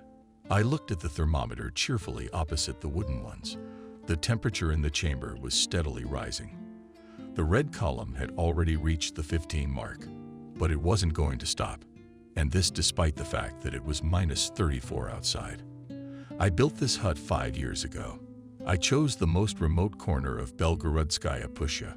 I worked all summer alone and finally built what I had dreamed of for a long time. Some women, including my wife, can't understand why I have to go to such a remote place and sit here alone. But that's what it's all about, being alone and away from people. I first offered Adriana to visit my forest hotel, but she flatly refused. The mosquitoes, the cold, the loneliness. Even with me, she preferred the socializing, the girlfriends, the blah, blah, blah, blahs, and the advertising-filled nightlife of the city. I didn't try to change that and philosophically accepted the solitude. My outdoor life is not for my wife. And that was the end of it. The hut stood on the bank of a small river. It was a kind of promontory, which is washed by dark waters on 3 sides. Despite the fact that there were 3 and a bunch of frosts, the river did not freeze completely. And even now in the midst of winter, before me came the sound of a chortle. George's more often on the stones of water. I twisted the wick of the kerosene lamp, and the house became brighter. I relaxed, catching with all my body the heat developing in the room, leaned against the wall, on which hung a blue pelt. No matter how hard Nikon tries to moss the cracks between the ravings, the house still blows through. So I had to hang a rug on the wall, or like me, a skin, right in the center of this improvised carpet on carefully drawn, so as not to spoil. Hanging on the hook was an old but working from a tabletop 16-gauge shotgun. To be honest, I'm not a hunter. I love the subculture, but I have never killed an animal for pleasure in my life. There have been times in my life when I have had to shoot an animal, but only for self-defense or for sustenance. All the horn skins, and even the wolf skull that hung on the walls in the cabin, I bought from hunters for entourage. I'm not for bones, and I'm a pacifist. And if necessary, I can shoot even a man. But satisfying my ego by killing animals is not my thing. Being an antique dealer, a lot of interesting things pass through my hands, but as a rule, I sell everything. But the stuff that involves hunting sticks to my hands. Not many people know that a lot of hunting culture items are sold at European auctions. I will not say that they are exorbitant prices, but the cost in money equivalent of some artifacts bites. Much of what is now hanging on the walls of my hut, I bought in Europe. Agree that the hunting culture there is many times higher than in our country. I once went hunting in the Berezniki district. A bunch of scowling men with automatic rifles arrived. The hunters drove several boars at them, which they shot as if from a machine gun, then booed the carcasses, discarding the hides. The final is predictable. General drunkenness, specific individuals of the female sex, and a terrible hangover. No romance, no duel with the wild beast, nothing.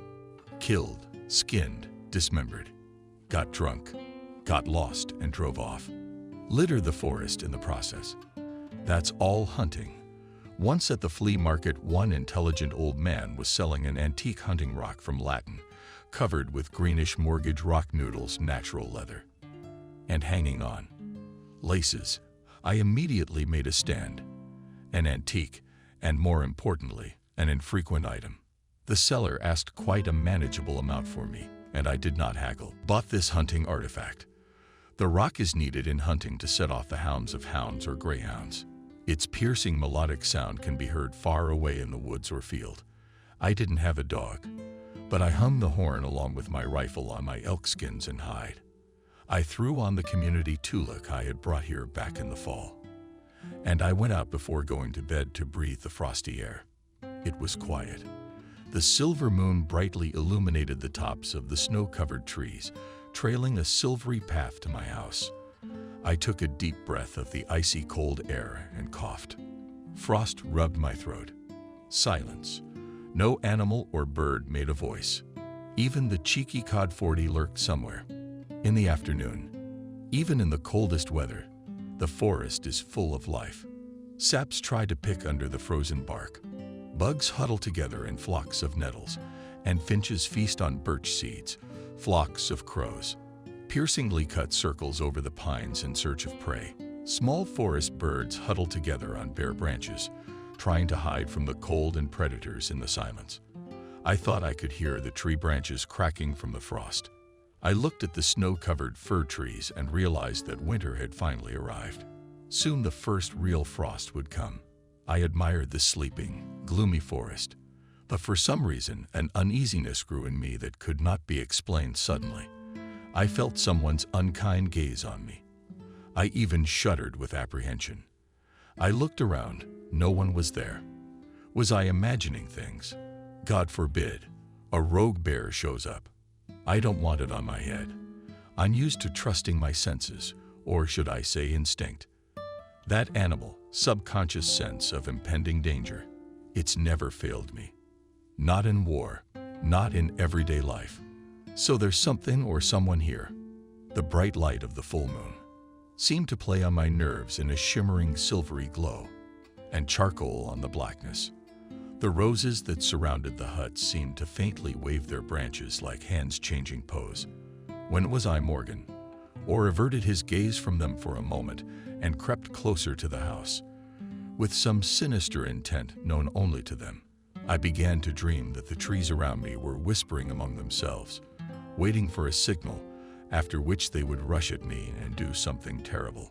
Trying not to look scared, I went back into the house.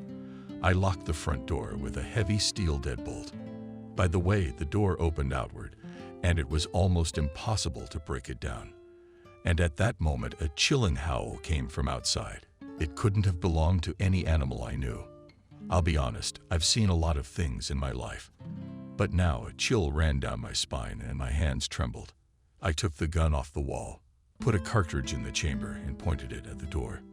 Then I took the sharply sharpened axe off the rack and leaned it against the wall beside me. Gingerly, I looked out the small window, but saw only a slice of moonlit, snowy woods. My brain played a cruel trick on me, inevitably plunging me into a nightmare world. I would suddenly remember hunters missing without a trace in these parts, and it made me feel even worse. I remembered my grandfather telling me that forest roads become impassable and dangerous in such studio frosts. Only a lucky chance and prayer could save a lonely traveler from the wickedness rampant at this time of year. My hand instinctively stung. A silver talisman in the shape of a spear hung on my chest as well, keeping my fingers on the trigger. I was trying to see something in the small one, and the end of it was peering at the locked door and couldn't decide what to do next.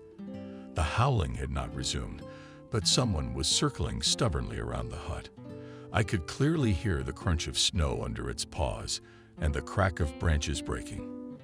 Expectation of danger is much scarier than the danger itself, even if it is deadly, but the visible fear of the unknown. Realizing this, I began to calm down. There was even anger awakened in me. Hell no. Will you take me? I'd gotten out of worse. You can't just take me. Suddenly, I wanted to see an unknown enemy. Without an enemy, there is no battle without a battle, no victory. And I ventured warily, listening to the sounds outside the hut. I slowly began to walk toward the door. Well, it was time to gain some certainty, even if it was deadly for me.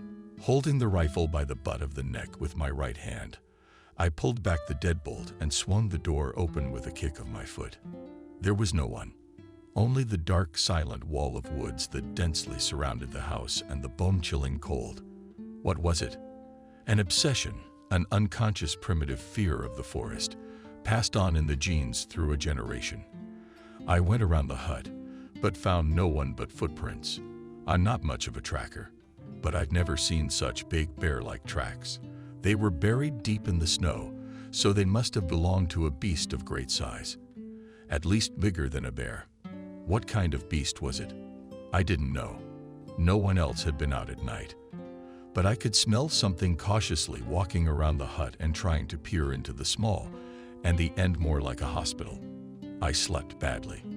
I lay half lying down, clutching my rifle and axe to me. Then fell into slumber, then awake. Finally, morning came. I shook my head, trying to chase away the remnants of sleep. What was it? Could I have dreamed it all? I took off my toffet, threw on my tulu, and climbed out of the hut. I looked for my skis. They were where I'd left them, under the canopy, close to the wall. The frost had subsided by morning, but it still clung to my nose and bit my cheeks. The dazzling white winter sun shone in the sky. We had to get out of here and go home. But to do that, I had to walk about 10 kilometers to an abandoned trophy factory. There I left the car. There was no way to drive it to the hut. I went back to the house, filled the stove almost to the point of burning, and began to pack. I hid the rifle in a hiding place from daredevils. Who knows who visits my dwelling without me? I took with me a small, razor-sharp tourist hatchet, which I bought in sporting goods back in Soviet times. I closed the door, put on my skis, and set off. According to my calculations, I should reach that factory in 2 hours. We fastened skis on the frosty snow. We trampled deep tracks. I was rhythmically shuffling my feet, helping myself with poles. The terrain was mostly flat, although a few times I had to roll between small fir trees on low slides. At that moment, my brain woke up again and screamed for all it was worth, a sense of danger. Out of the corner of my eye, I caught a movement. An indistinct shadow flashed among the tree trunks. Ahead of me, the forest was closing in on my road, a very convenient place for an attack. Some beast was cheering me silently through the scrap storms. I was almost running.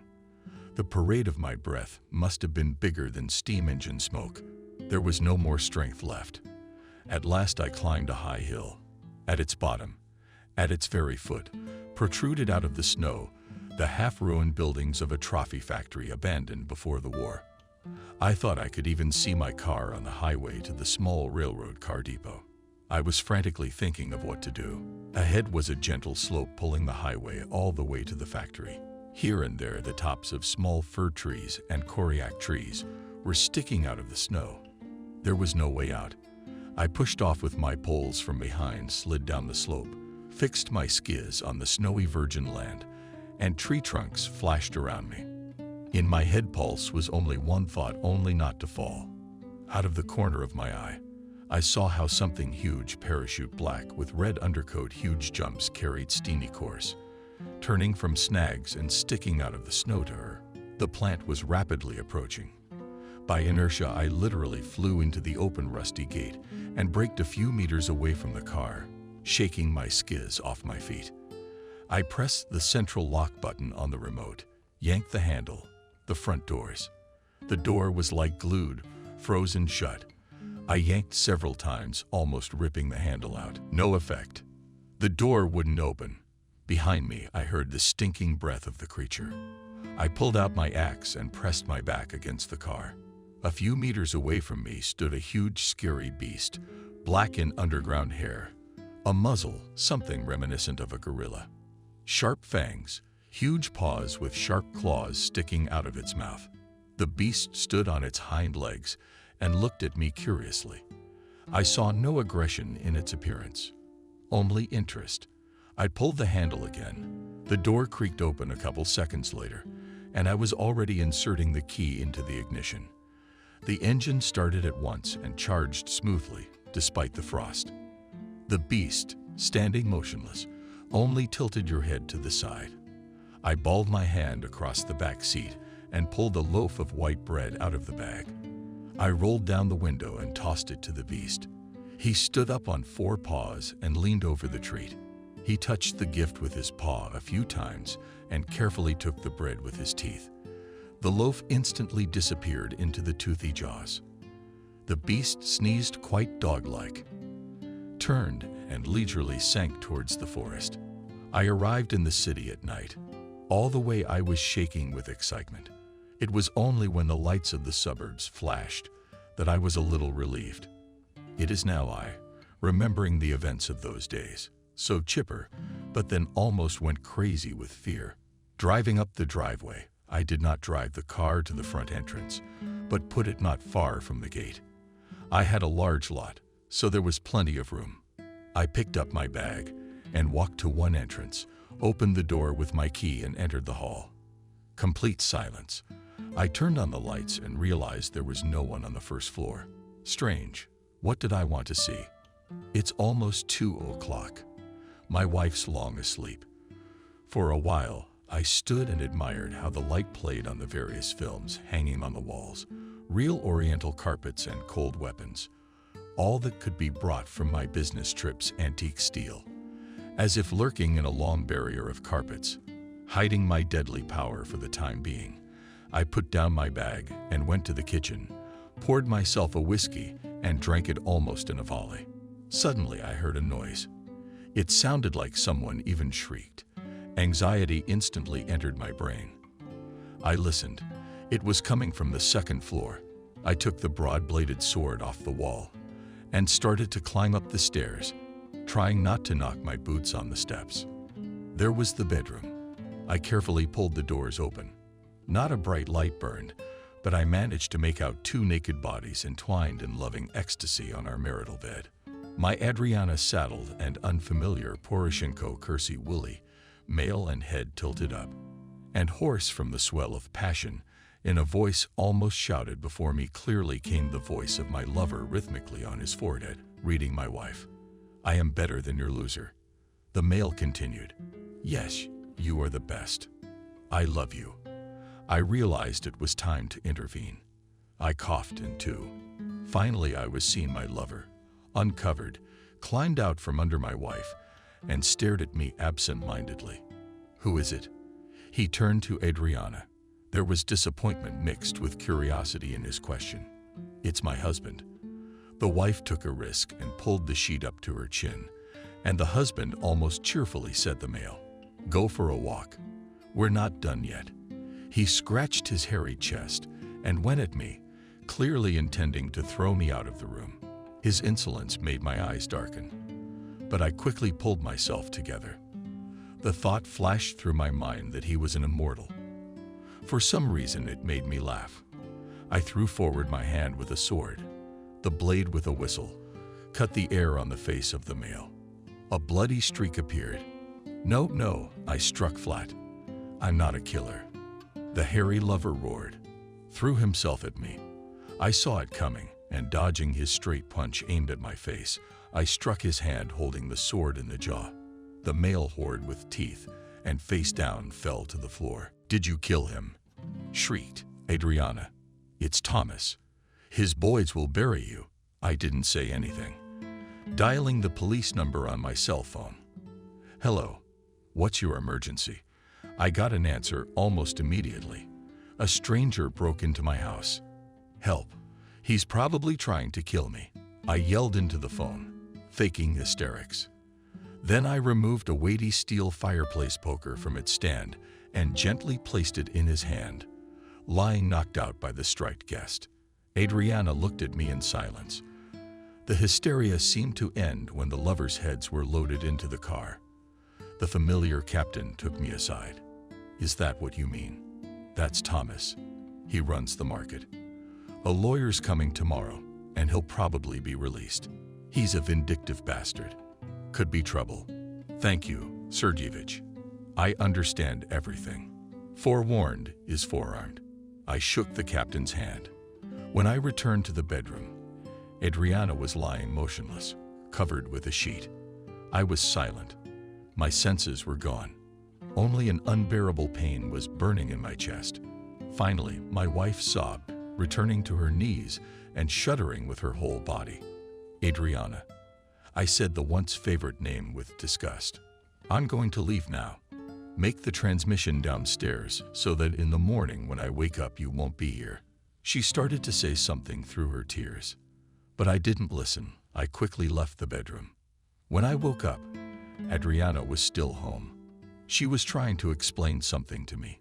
She was apologizing, singing an old woman's song about lack of attention, about how I'd stopped seeing her as a woman. She even went so far as to say she cheated out of great love for me. She said she'd be faithful to me for the rest of her life, until her deathbed. She said something about being forced into it, but she only loves me. At the end of her monologue, Adriana knelt down and grabbed my legs. begging for forgiveness, but something inside me snapped. I silently listened to this nonsense and wanted only one thing: to get her out of here. When the cab arrived, Adriana stood by the car for a long time, apparently still hoping for something. Then she got into the car and left my life. The next day, an unfamiliar man came to me, a lawyer, young, brisk, young man, with a long nose and long hair in a bundle, making him look like a rat. He leisurely climbed out of a large black SUV and approached my gate. The intercom buzzed. "What do you want?" I asked him rudely, looking at the screen at the uninvited guest. "Mr. Smith." There was contempt in the lawyer's voice. "We need to talk." "I don't need to." "Get out." I waited curiously for his reaction. It was obvious that the lawyer had not expected such a reception. He was silent for a while, then pressed the intercom button again. "What now?" I said unhappily. "Mr. Smith." His voice became much more courteous. "I have business with you. Please let me in." I pressed a button and the gate opened. "Mr. Smith, Thomas wants to sue you for moral damages, but he's a kind man. He wants to talk to you first." The lawyer was watching my reaction carefully. "I have nothing to talk to your landlord about. He broke into my house and assaulted me. I'm the one who should be suing him." I grinned defiantly. "Thomas was invited by your wife. He was her guest. After all, it's her house too." The lawyer wouldn't give up. "I own the house. My wife's not even registered here, so it's trespassing." I looked the guy right in the eye. "I should have just shot your Thomas." "Thomas doesn't see it that way. He's a stubborn lawyer. He wants to meet with you to discuss compensation for his injuries. Tell your master I have nothing to discuss with him. Now get out." I resolutely got up from the chair. The lawyer left silently. But I knew this was just the beginning. My cell phone was ringing. It was a familiar number. "I'm listening." I answered quickly. "I have an order. Are you home now?" The speaker immediately took the bull by the horns. "Yes, come over." Opposite me sat a middle-aged man with a slight shine on his temples. "I need antique Oriental silver. It doesn't matter what region, preferably from the 16th or 17th century." My interlocutor took a sip from his glass. "Coins, jewelry, or dishes?" I specified. "Both." The man grinned. "Preferably from Afghanistan, or at the worst from Central Asia, India." "It can be from India." The man put the glass on the table. "But what do you take or not? What is the price of the question?" I'm a little tense. The order is complicated in a troubled region. The customer named the amount. I was quite satisfied with it. "In what time frame?" I asked again. "There is no specific term. As it is done, but don't take too long." "I agree, but I have unfinished business here." I poured whiskey for myself and my guest. "I need help." In a calm voice, asked the guest. "I guess so." I took a swig of whiskey, and I started laying out my problem. "That's a bitch, life. You barely manage to recover from one blow, and then immediately get another. It's like walking through a storm of evil with your eyes closed at night, and you're scared to open your eyes. Suddenly you'll fall on a limb, and you'll be left without an eye. That's why you rely on your hands. You cover your face with one hand and put the other one forward so that you don't bump your forehead or nose on the trunk. Have you seen a child's merry-go-round? Everything goes in a circle. Horses, deer, goats. Everybody goes back to the beginning, and back again. The next round, and on and on. Animals. Carousel. It probably feels like they're moving forward, but they're actually running in a closed circle. That's life. All the events in it repeat themselves with enviable regularity. Someone said that life is a spiral. Everything in it develops in an ascending order. Alas, it is not. At least not for me.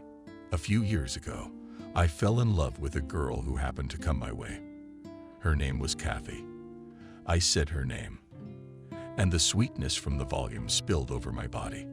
How many years has it been? I still can't get over it. I thought she had a crush on me, too. But I guess that was just me.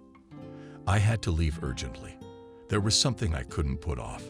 I left her the keys and asked her to wait for me. She promised to wait as long as it took. She said beautiful words about love and fidelity, but when I came back, she was gone. In the drawer were the keys to the house and nothing else. No answer, no hello. She didn't even leave a note. I searched for her for almost a year, quit my job, picked up all my friends, used all my connections, but Kathy just vanished into thin air. I searched morgues and hospitals, asylums and prisons, but to no avail. No trace of her. Somehow, in a drunken delirium, I thought she'd come from outer space. There was no other explanation. It took me another year to come to my senses. I never thought it was possible to fall in love with a woman who wasn't remarkable. She didn't have model looks or any outstanding charisma. She was just a girl of many kinds. But it so happened that without her, I had no life. But time passed. Gradually, her image began to blur. Life in any case dictates its own rules. I slowly began to return to normal. There were orders again, and therefore money. And where there is money, sooner or later a woman starts. That's how Adriana appeared on my horizon, a young, beautiful party girl. She had me by the balls. We met at some party, dedicated. I do not remember what I did not particularly get after the ladies, poured myself, and gradually kicked. The day before I had returned from another business trip, and I had money to drink. I was looking for an excuse to get away quickly. It was unbearable to be among the party, office plankton and major of these girls with fake breasts and one twist in the head. But at some point, a young female character landed next to me. Without entering into unnecessary polemics, she poured wine into my glass, not forgetting herself. "Why be sad?" she asked after we'd had our drinks. I shrugged. I didn't feel like talking. So handsome and all alone. The girl wouldn't stop. "My name is Adriana, and you're the one who's been brought here." That's the first thing I thought of. I had absolutely no desire to spread my tail and start the mating dance. But the maiden did not miss the initiative. Seeing that her efforts in them me ineffective, she withdrew to the second line of defense and went on the counterattack. Stupid party. She started from afar, pouring me more wine. It's strange to feel alone in a crowd. "What's stopping you from leaving here?" I muttered languidly. "Call a cab and go." My cell phone was dead. Adriana looked hopefully into my eyes. "If you want, I can help you." Those were fateful words. Only I realized it much later. Another glass of wine. And now I'm sitting in a cab next to Adriana. No, she didn't come onto me. Didn't get in my pants. She was sitting next to me, just like a caring friend.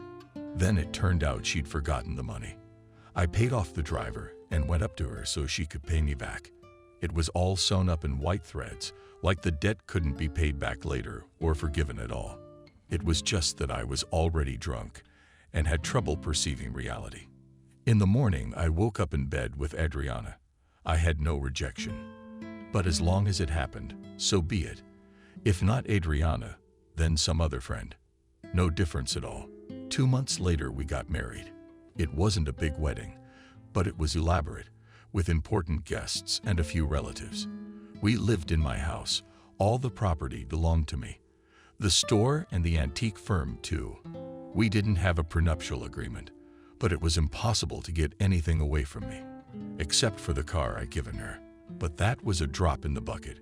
We had no children. Adriana took her time. I didn't insist, like I had a premonition. But my wife was head over heels in social life. Girlfriends, parties, going out. But no sign of infidelity. Always home on time. Phone B, he during our life together. No one has ever cut me in the eye behavior Adriana in public without me all rank and noble. And then there's the affair with the market director Thomas. Honestly, I didn't understand why I was younger than her lover. I didn't deny her anything. Sex almost every day, which is what she lacked. I didn't go into the moral and psychological details of married life. Women are a pain in the ass to understand. They say they don't understand themselves sometimes, but the fact of infidelity was, as they say, obvious. No doubt I was worried, but not as much as I was after Kathy disappeared. Resentment mixed with bewilderment, a slight ache in my heart and soul. No matter what anyone says, no husband is ready to calmly accept his wife's infidelity. It is not pleasant to suddenly learn that for several years lived with an empty person on whom he spent the warmth of his soul. They say that between love and hate is a very thin line. Perhaps it is so. I was more than surprised when I realized that the love I did feel was just a fading fire that quickly went out. In the days that followed, as a clown friend of mine used to say, it's not my circus and it's not my monkeys. Well, in the end, I liked the single life better. So with Sam's release, I filed for divorce. And while that was going on, I started getting ready for a trip down south. But no such luck. Adriana was determined to take half my business and my house. It's a well-known fact that lawyers can do anything for a lot of money. My ex-wife didn't have that kind of money, so her lover fit right in. It's hard to say what motivated him, but it certainly wasn't love. Most likely a desire to get back at me for the humiliation and broken face. 2 days later, my lawyer contacted me and informed me that they were filing a lawsuit for property division. I realized that legally they had no chance, so other methods of persuasion would be used, and I seemed to know what they were. A week later, Adriana's nimble attorney set up a meeting to resolve, as he put it, the contentious issues. As I expected, the lawyer was an old acquaintance of mine. Yes, the one who looked like a rat. I brought my firm's attorney to the meeting, not so much to help as a witness. Apparently, the meeting was designed to intimidate me into sharing my property and money with a poor, abandoned woman. I decided to play the fool to fully understand their devious plans. Adriana outdid herself. Black, austere clothes, a veil over her face. She was grieving hard for the family I'd destroyed. It was mostly her lawyer who spoke. He talked at length about Adriana's unhappy fate, about her misstep, and about forgiveness. Finally, he got to the point. Without a second's hesitation, he offered to amicably divide my firm and other property as compensation for my wife's better years with me. He made such a face that I had no doubt what would happen to me if I refused. I sat silent and occasionally blinking my eyes, playing the complete idiot. Even my lawyer shook his head doubtfully and tried to object to the rat, but he immediately shut his mouth and looked at me expectantly. I stood up, shaking off my sucker mask, and said only one word, no. As I was leaving the meeting room, out of the corner of my eye, I saw the rat dialing someone's number on his iPhone. In the evening, 2 big men and Adriana's lawyer came to see me. My security guard escorted them to my office. Of course, the presence of security in my house somewhat discouraged the lawyer. He didn't expect me to be so eager, but nevertheless, he got right down to business. For almost an hour he frightened me with all kinds of consequences of my refusal, but he didn't threaten me directly. I withstood his diarrhea of words and sent him away. From what I had heard, I realized I had to strike a preemptive strike and end this balaghanza. I looked at my wristwatch. 12:30 at night. The landlord's late. Quiet. His family's visiting from home, so we won't be disturbed. I rode in the chair. I wanted to smoke, but the smoke would give me away right away. I can't help it. I'll have to do without smoking for now. I heard a noise from the street. More V's are coming. Well, finally, the front door slammed and heavy footsteps were heard. The door opened and a carcass clad in a black coat came tumbling into the room. I saw Thomas's hand reach for the light switch. No need to turn on the light. My words sounded like the voice of an angel on Judgment Day. The fat man froze and slowly turned in my direction. "Who are you?" With difficulty, he squeezed the words out of himself. "A horse in a coat." I couldn't deny myself a joke. "Sit down. We'll talk." I pointed to the chair across from me. Thomas understood my gesture correctly and slowly lowered himself into the chair. Gradually, he began to come to his senses. For about 20 minutes, I listened to Kareem talk about what Kareem would subject me to for breaking into his house. He even tried to call security, but no one came to his shouting. Then he started talking. I will not recount the text of my monologue. It wasn't very long. The gist of it is that if he gets in my way again, I will cut him off. No, not what you think. Just his head. At those words, I turned on the floor lamp, and Thomas saw right in front of him on the coffee table, bleeding, the severed head of his dog, the head of his favorite marble dog, Hector, as fat as his owner. You should have seen the horror in the eyes of my wife's lover. He seemed to swallow his tongue in fear. The silent scene lasted about a minute. Then his cell phone rang. Thomas pulled out his cell phone with trembling hands. I quickly snatched it up and put it on speakerphone. Someone in a panic had informed Tolstoy, the market director, that the food warehouses were on fire. I looked at Thomas.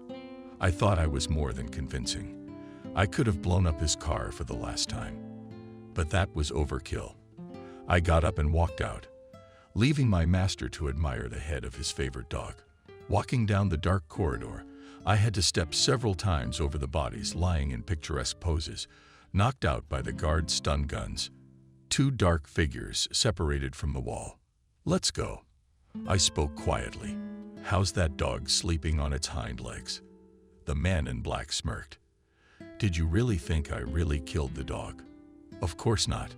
I'm an animal lover. But you have to admit, a rubberhead can be pretty impressive too. The divorce went smoothly. I was alone in court, and the whole thing took a little while. In order for a business trip to be successful, you need to prepare, surf the internet, go to the library. Not everything you need for your work can be found online. Wikipedia is nothing but a big virtual dumping ground, where everyone dumps unverified junk. But I didn't want unreliable data and information. My life was at stake, so it was impossible to make a mistake. The frosty winter evening seemed endless. Putting aside Keller's Guide to Antique Oriental Silver, I pampered myself with a Cuban cigar stuffed into the corner of an old leather sofa, a dark lampshade.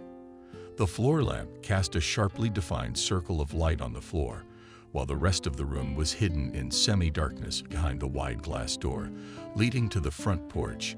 The frost was crackling, and the fluffy snow in the flower beds shimmered silver, sweat still and full of moonlight.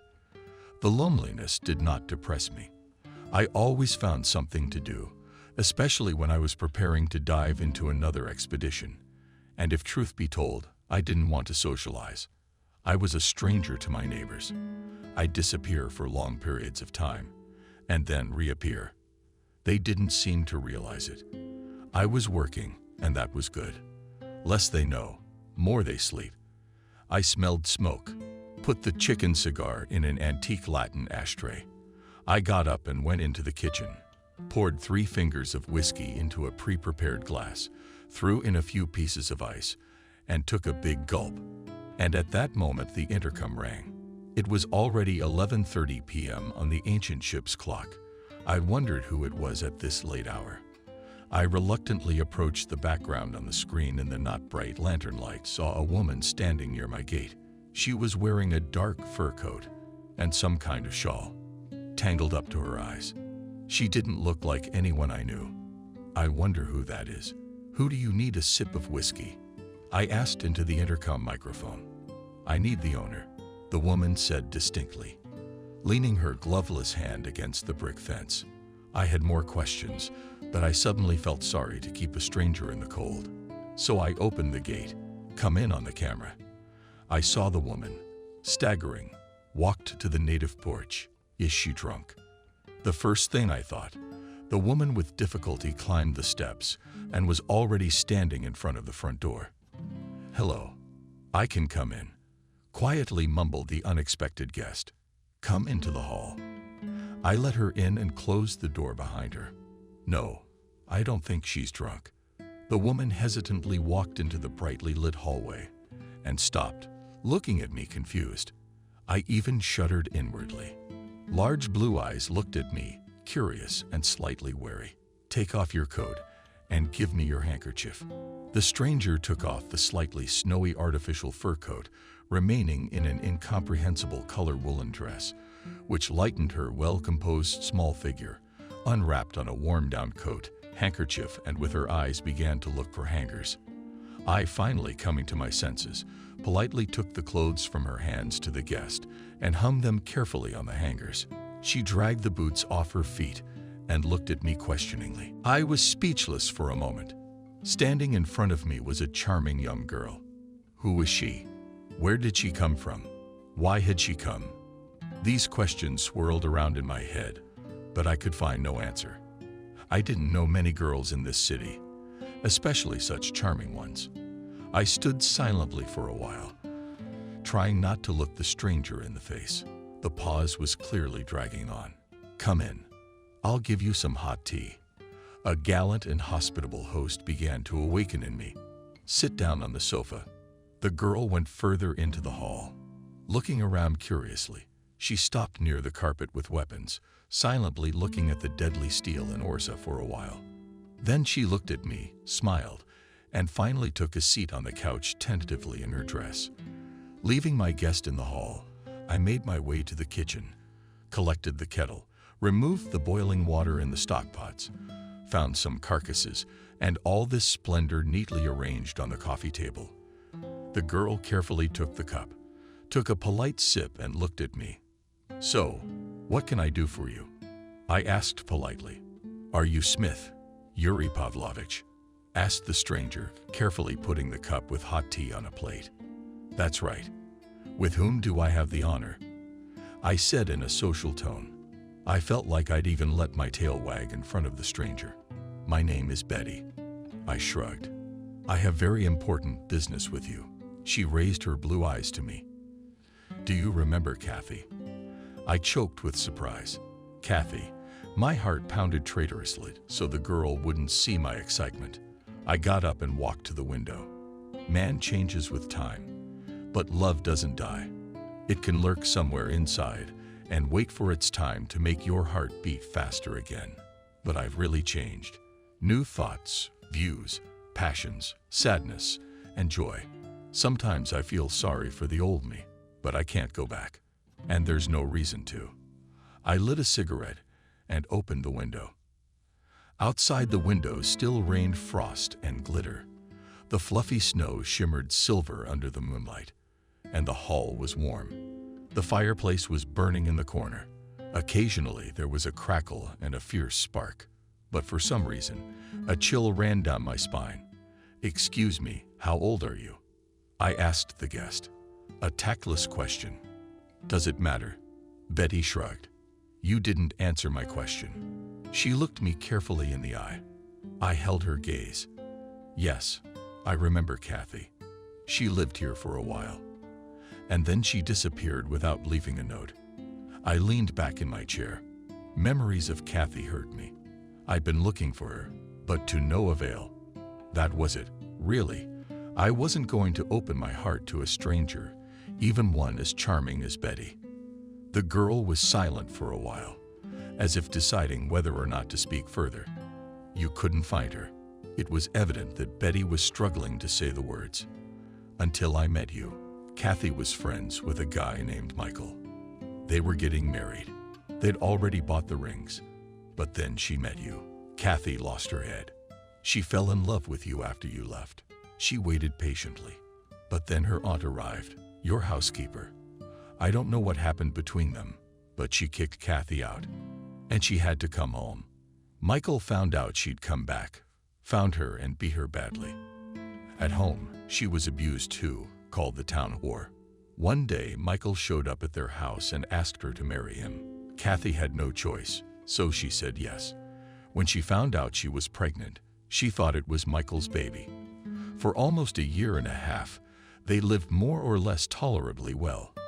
And then Michael started looking at the baby, trying to find a resemblance to himself. He got the idea that it wasn't his daughter. He took a DNA test and it all came out. That night, he beat Kathy again. He screamed that she was a bad woman, a cuckoo who slipped him a fattened child. Michael took all his wife's jewelry, even her wedding ring. He beat her almost every day, and she couldn't take it anymore. One day, when Michael was at work, Kathy took the baby and went to live with me in my second cousin's house. I was renting a room in a communal apartment. Michael didn't try to find her. A month later, he filed for divorce. Kathy didn't object. The three of us lived together for almost 2 months. Kathy didn't work, and we all lived on my salary. But we were desperately short of money. So Kathy decided to go to Moscow to earn money. She left the child with me and left. She couldn't take her daughter with her because she was going nowhere. Before she left, she told me about you and that the child was yours. I had some money. I bought her a ticket to Moscow. Then Kathy wrote that she got a job as a waitress in a cafe. That's where she met Sebastian. He was studying in Moscow and was taking his final exams this year. Sebastian started courting her. They know how to round a naive fool's head. Promised to marry. Offered to go to his parents in Latvia. No more letters from Kathy. Where is she now? And what about her? I don't know. But why didn't she find me? I almost screamed, especially if it's my baby. She knew I was back when she ran away from Michael. She came to see you, but she was met by a young woman who called herself your wife. She kicked Kathy out and said if she shows up again, she'll have to deal with the police. Betty took a sip from her cup. When Kathy got married, she changed her last name. That's why you haven't found her. I was lost for a while. Where's the girl now? I asked when I came to my senses. She's with me. I left her at a friend's house so I wouldn't have to drag her out in the cold. Betty sighed heavily. I wouldn't have dared, but I was made redundant a month ago. Christina and I have nothing to live on. The girl covered her face with her palms and burst into tears. Frankly, I was shocked. I had no reason not to believe the guest. Everything she told me was logical. What do you want me to do? I asked Betty. I want to ask you for some money. We'll go back home for the first time, and I won't bother you again. Betty spoke quickly, as if she was afraid I would throw her out. I've been promised a job. She didn't finish. It was clear to me. It wasn't a job. Are you hungry? Unexpectedly, I asked. She looked at me in surprise. Let's go to the kitchen to get something to eat, and then we'll go get Veronica.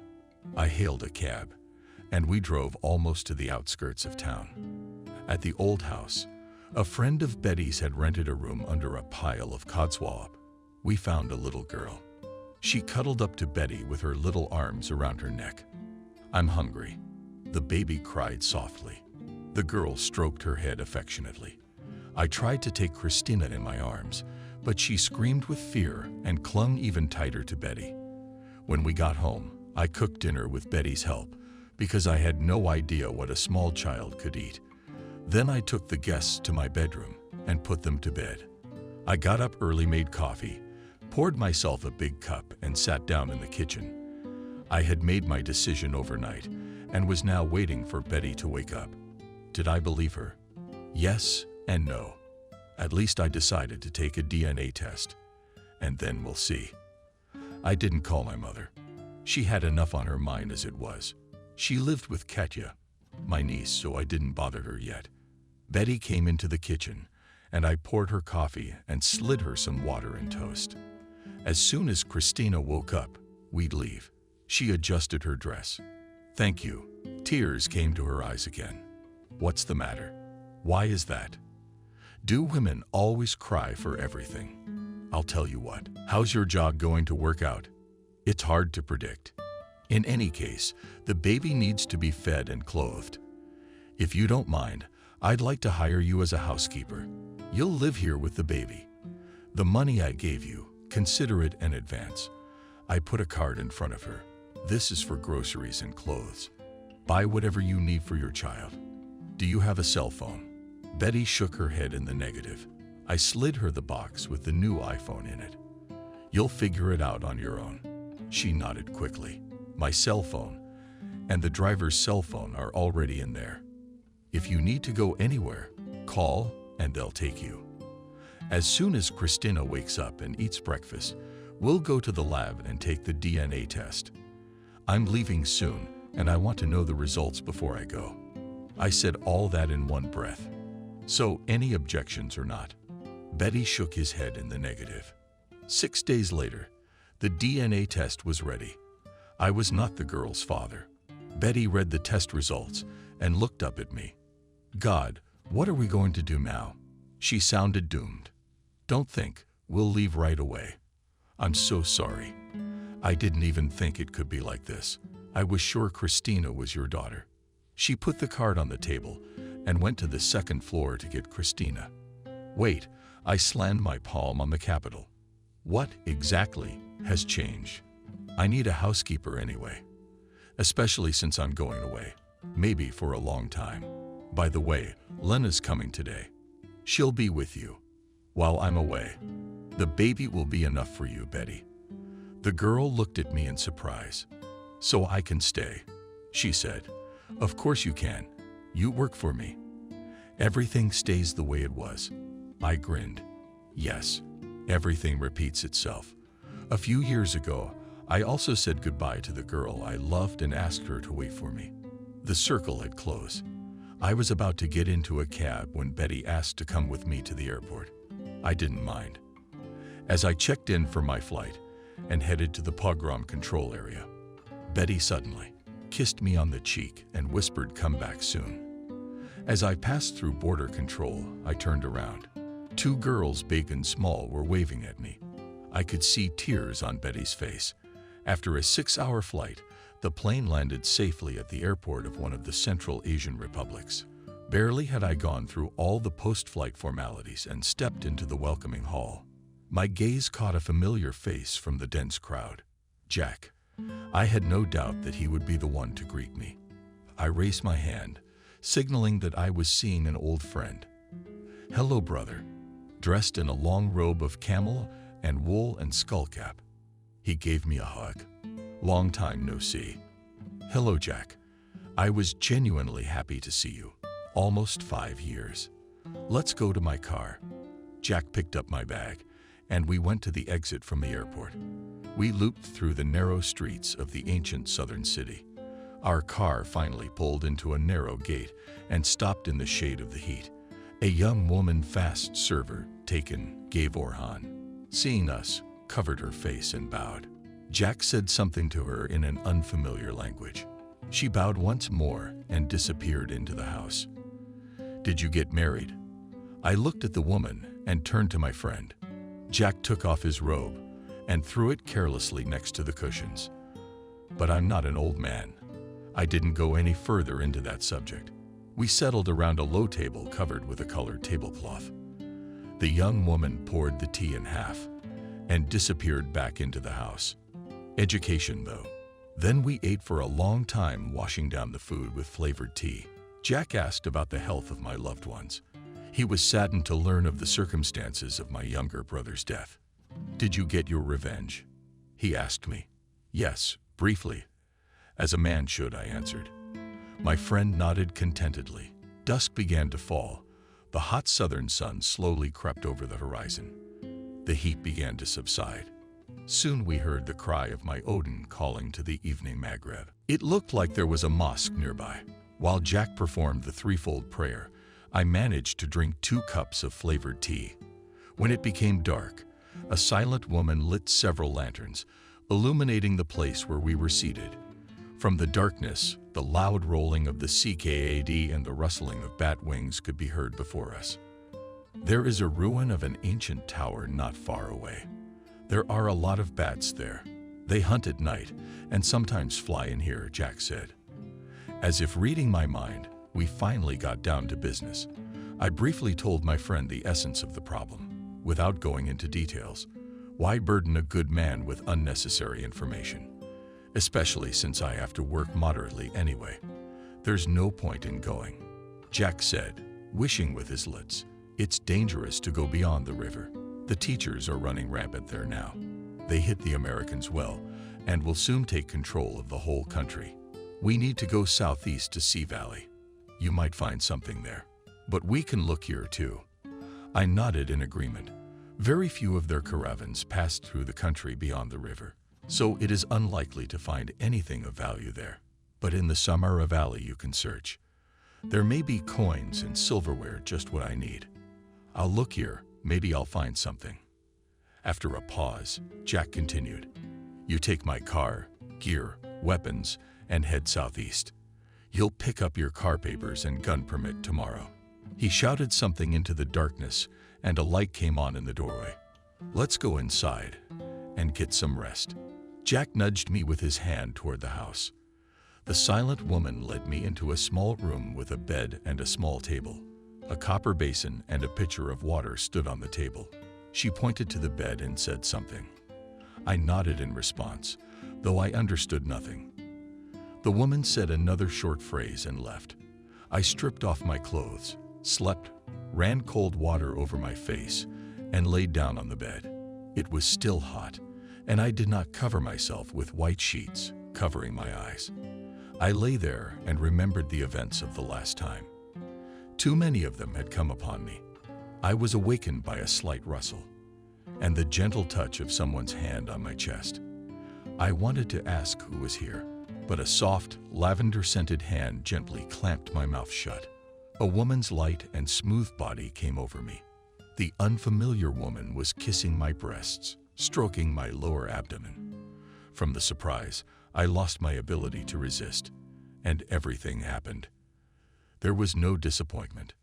The warm southern night, soaked with love and oriental delights, did its work as the naked young woman slid into my arms with a quiet tone.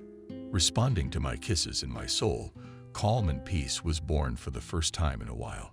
As I fell asleep, gently cuddling the submissive woman's body, I remembered Jack's words. I'm not an old man. My conscience was at peace. I was awakened by the aroma of fresh emergency coffee.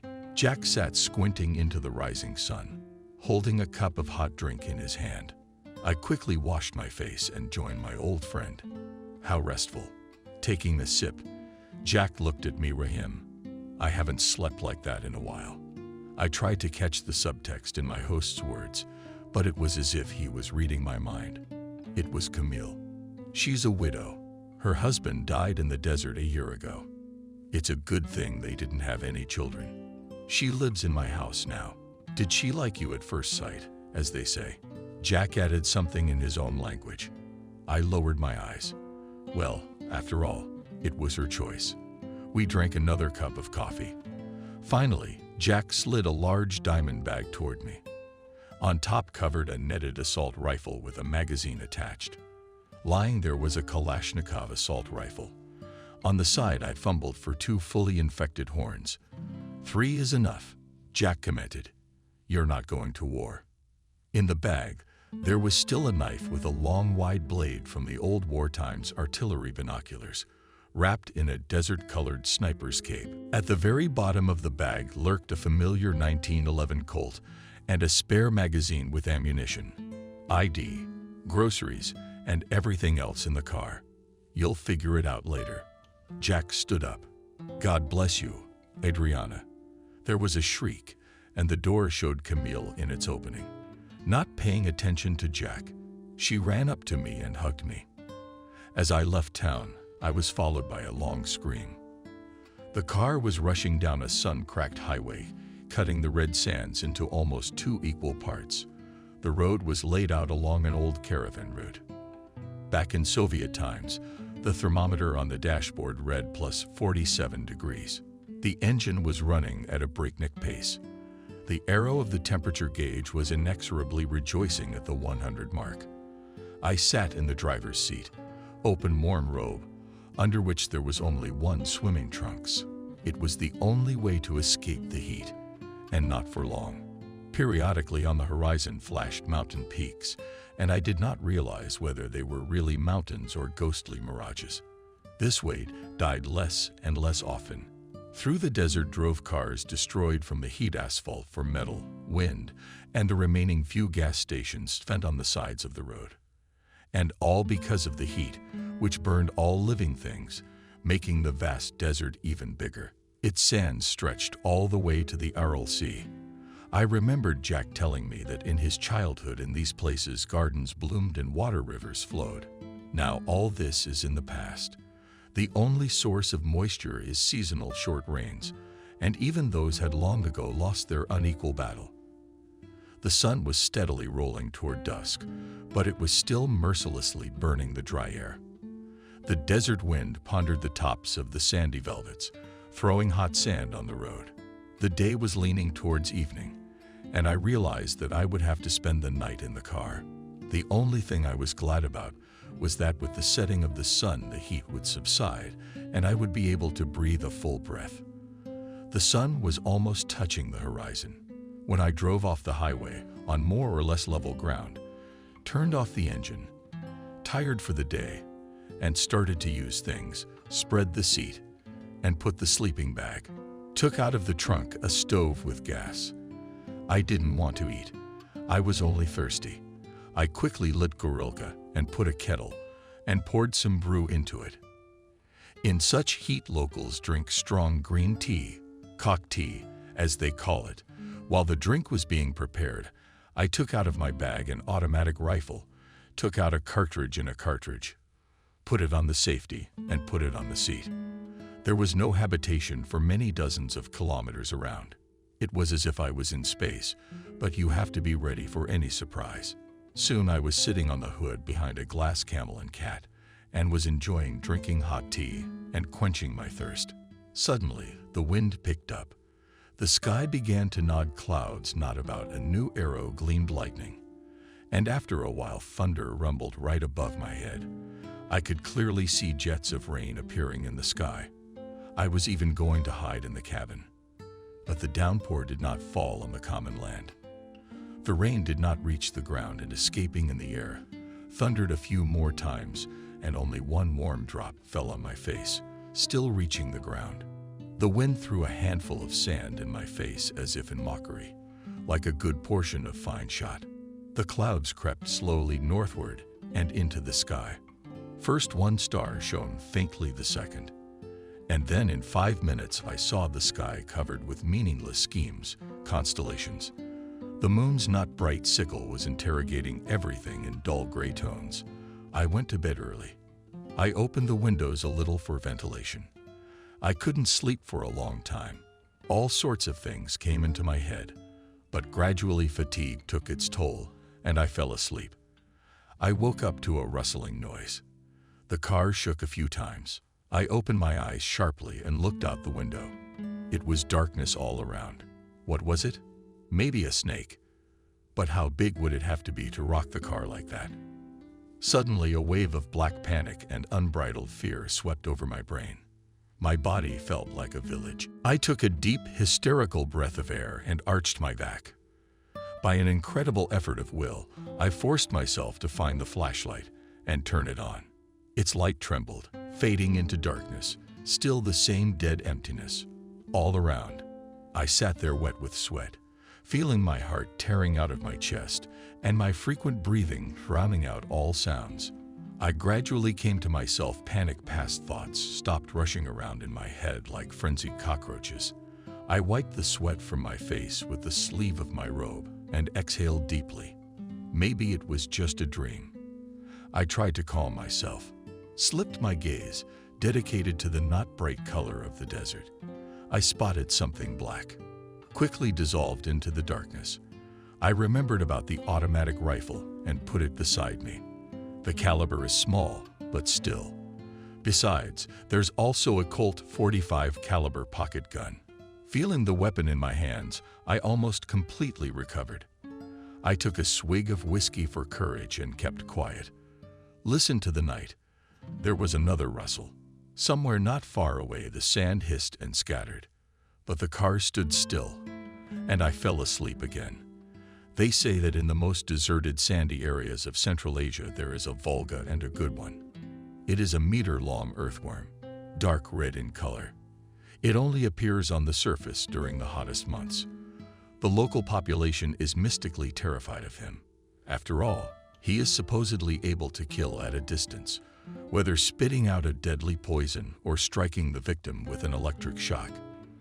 The legend of it is so widespread and so uniform that one has to think. At its core, it really is some extremely rare endangered animal, probably a relic of ancient times, now surviving in the most desolate corners of Central Asia. Here in the Red Sands, according to Jack, George has also been seen for a long time. He once told me that the worm appears only in the heat of June and July. Later it burrows into the ground and sleeps. The locals were sure that the worm has not gone anywhere and periodically collects tribute with human lives. Expeditions were repeatedly sent to search for the Long George. In 1954, on the territory of Inner Mongolia, worked American scientists on 2 Land Rovers. They left the settlement and disappeared without a trace at the request of the U.S. government. Mongolian authorities organized a search for the missing, found in one of the hard-to-reach areas of the Gobi. Both vehicles appeared to be derelict. 6 corpses lay nearby, as they had been exposed to the sun for a long time. The exact cause of death of the expedition members could not be established. It is assumed that they were the victim of a Long George. In the 1970s, 2 Soviet expeditions visited here in the Red Sands, trying to discover the elusive worm. They failed to catch this beastie, but they collected numerous proofs of the reality of its existence. But the results of the expeditions were not published anywhere, and they were soon forgotten by everyone except the locals. Abruptly opening my eyes, I'm at dusk again. Apparently, it was still early, but the heat had already gone under the pressure of the night. I tried to recall the dream, but it had already slipped away from me, leaving me with a pinched feeling of unease. The farther I traveled through the desert, the worse the road became. According to my calculations, I should reach the place by evening. The Sea Valley was nestled between mountains that already showed on the horizon in the distance. My gaze picked out a white dot. I stopped the car and pulled out my binoculars into the haze that rose from the asphalt. It was hard to make out the car. There were no people in sight. I decided to drive closer. There was no way to go around anyway. There was sand everywhere, and my car might get stuck. The closer I got, the louder the alarm bells rang in my head. Something's not right here. Just in case, I moved my automatic rifle closer, having previously taken it off the safety. The white Toyota stood with its nose in a pile of sand. The perimeter filled the road. In the cab, dropping his head on the steering wheel motionless, sat a man. His left arm hung along his torso. What was to the right I couldn't see. A little to the left, almost in the middle of the highway, a woman in jeans and a tank top was lying on her stomach. She also showed no signs of life. It looked like she was trying to get away from someone. I just don't know why she jumped out of the car. Maybe she was fleeing from the driver. I didn't hurry to turn off the engine and get out of the car. My brain was working hard, analyzing the situation. How long have they been here? No one overtook me. So they had driven here earlier, at least for a day. In this heat, the cadaveric end comes more slowly, but you can still see that the corpses are stale, and these are like cucumbers, as if just out of the shower. Suddenly, out of the corner of my eye, I saw the driver's arm hanging loosely along the body. There was a barely perceptible tremor. Doubt scattered like shrapnel from a grenade. Ambush. I knocked out the first speed while simultaneously lowering the right window. The car lurched forward in an arc, avoiding the woman lying there. One thought drilled into my brain, just so I wouldn't get stuck in the sand. With my right hand, I raised my automatic and fired a short burst, right at the driver of the Toyota. You could see the bullets fit into his body. He jerked a few times like a rag doll on a string and fell out of the cab. It looked like he was dead. For real now. A gun fell out of his right hand onto the sand, but I couldn't see the model on the left side of the road. There was a burst of gunfire. I could hear the bullets thudding against the side of my car. I stepped on the gas, and then the thing I was so afraid of happened. The car came to a stop, bogged down in a sandy recount. I opened the left door and, firing, rolled out onto the sand. A machine gun line whipped back. As fire burned my left forearm, I felt blood oozing down my arm. But the arm worked, so it was tangential. Did I get a fix on where the shot came from? I got the machine gun in the curves of my arm. I timed it just right when the enemy would try to finish me off, cut him off with a short burst. I didn't know how much ammo I had left. There was no way to get a spare magazine. There was still a woman left. In the silence, only the crunch of sand under heavy boots was heard. I leaned against the car, took the cooking machine, and began to wait. It's like a game here. Who's faster? Finally, I saw a shadow fall from behind the car. The sun was shining in their backs over the sand, and a head in a baseball cap appeared. My machine gun jerked, ejecting the last shell casing, and at my feet fell the body of the woman who had been lying on the road. I sat still for a few minutes, waiting for an attack, but all was quiet. I slowly crawled into the seat and turned the ignition key. The engine started instantly. Everything was normal. I carefully backed up, then took a slight right and pulled the car to a stop after driving through the sand. The wound was bandaged first. It hurt, but had to be tolerated. The wound wasn't dangerous, but I gave myself a shot of anesthetic just in case. I didn't touch the bodies. Couple of days and they'd be gone. There's a lot of dead people around here. I looked at the Toyota, but I couldn't find anything. 3 characters, all lying in the sand, no sign of life.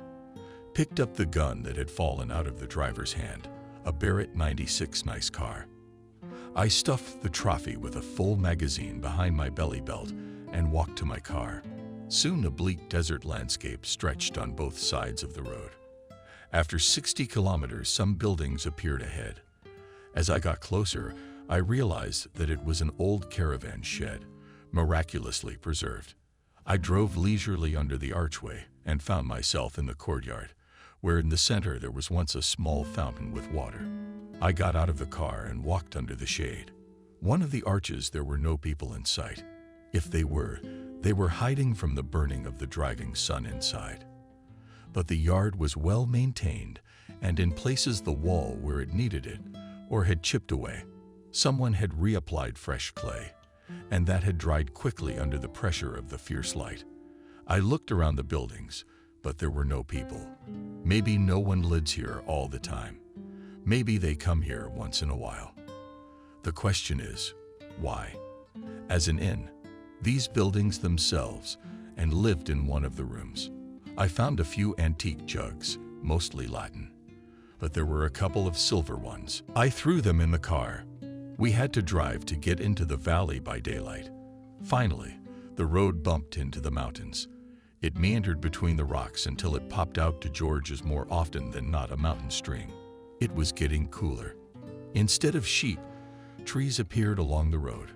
I realized I had reached my goal. An hour later, I entered a small village. But there was electricity and, most importantly, a bazaar. That's where I was going tomorrow morning. I stayed in a small hotel with the proud name of hotel. The room had a shower and a toilet. What more could a companion ask for? I ate some leftover rations and went to bed. The road had washed me clean. The trip turned out to be more than successful. In addition to the order itself, I had purchased something for myself. A day later, I filled 2 more cans of gasoline in the car and headed back. I had to spend the night on the road again, but everything was calm. By the end of the second day, I was pulling into Jack's yard. He did not meet me empty-handed either. I gave him everything I'd brought. The delivery of the shipment was not my concern. It was handled by specially trained men. When I told Jack about my adventures, he faltered his tongue for a long time, expressing either approval or condemnation of my frivolity. Then we drank some chaka, and I went to bed. After spending the night in Camille's arms, I went to the airport in the morning, accompanied by a friend. I didn't say goodbye myself. As they say, long farewells are tears. I had with me a few coins and a couple of funny souvenirs that I found in an abandoned caravanserai. We hugged in silence. I could see the mute question in Jack's eyes, and I knew how much I liked her. But I am a vagabond, a wanderer in life, so it's better to be without a family for now. I shook the hand held out to me firmly. I thought for a moment and took off my talisman, given by my grandfather, and gave it to Jack. Give it to Mina as a souvenir. My hometown met me with cold wind and nasty spring rain. A sharp contrast to the places I flew from. No one greeted me because I hadn't informed anyone I was coming. I picked up my car in the underground parking lot and took my time dragging home. In the 2 weeks I'd been gone, the snow had almost melted, leaving a pile of black mud along the sides of the highway, overnight freezing. And now the car almost slid on the ice, dispersing the water. The wipers rhythmically swept the raindrops, the light glass. I smoked, letting out the blue smoke through the open window. I felt dreary. Too many women had been around me lately. But for some reason, the memory of the last one resonated in my soul. Camille, yes, she was the one who had captured my heart. But alas, I'll never meet her again. Jack will probably marry her off to some respectable gentleman. I can only wish her happiness. An hour later, I was on the ring road, and a short time later, I was pulling up in front of my house. When I tried to open the front gate, the key didn't work. That's odd. I had recently changed the lock, and everything was perfect. I got out of the car and pressed the intercom button. I was tired on the road, and now I wanted to drink whiskey and sleep. "What do you want?" An unfamiliar male voice answered me. I was even a little taken aback. "I need to get into the house in some stupid way," I said. A minute later, the wicket was in the opening, stood some middle-aged man. "What do you want?" "The owners are still asleep. Get out of here." He tried to slam the wicket in my face, but my brain went into automatic mode, and I came to my senses when the guard flew aside, hitting his head on the brick fence. Yeah, you can't beat skill. I carefully stepped over the man's legs stretched across the path and headed for the front entrance. The glass door was unlocked. I made my way into the hallway and carefully set my bag down beside the couch. I wondered what the other owners were like. I hadn't rented or sold the house. Maybe Adriana and her monkeys had shown up again.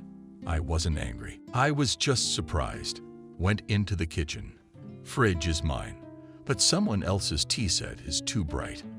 I don't like those. Opened the cupboard. The dishes were a mix of mine and someone else's, but only porcelain antique Latin, which looked so beautiful, was not behind the glass. I made coffee and went back to the hall. I should have waited for these owners to wake up. I must have dozed off, because I didn't hear the man enter the hall. "Who the hell are you?" A loud voice woke me up.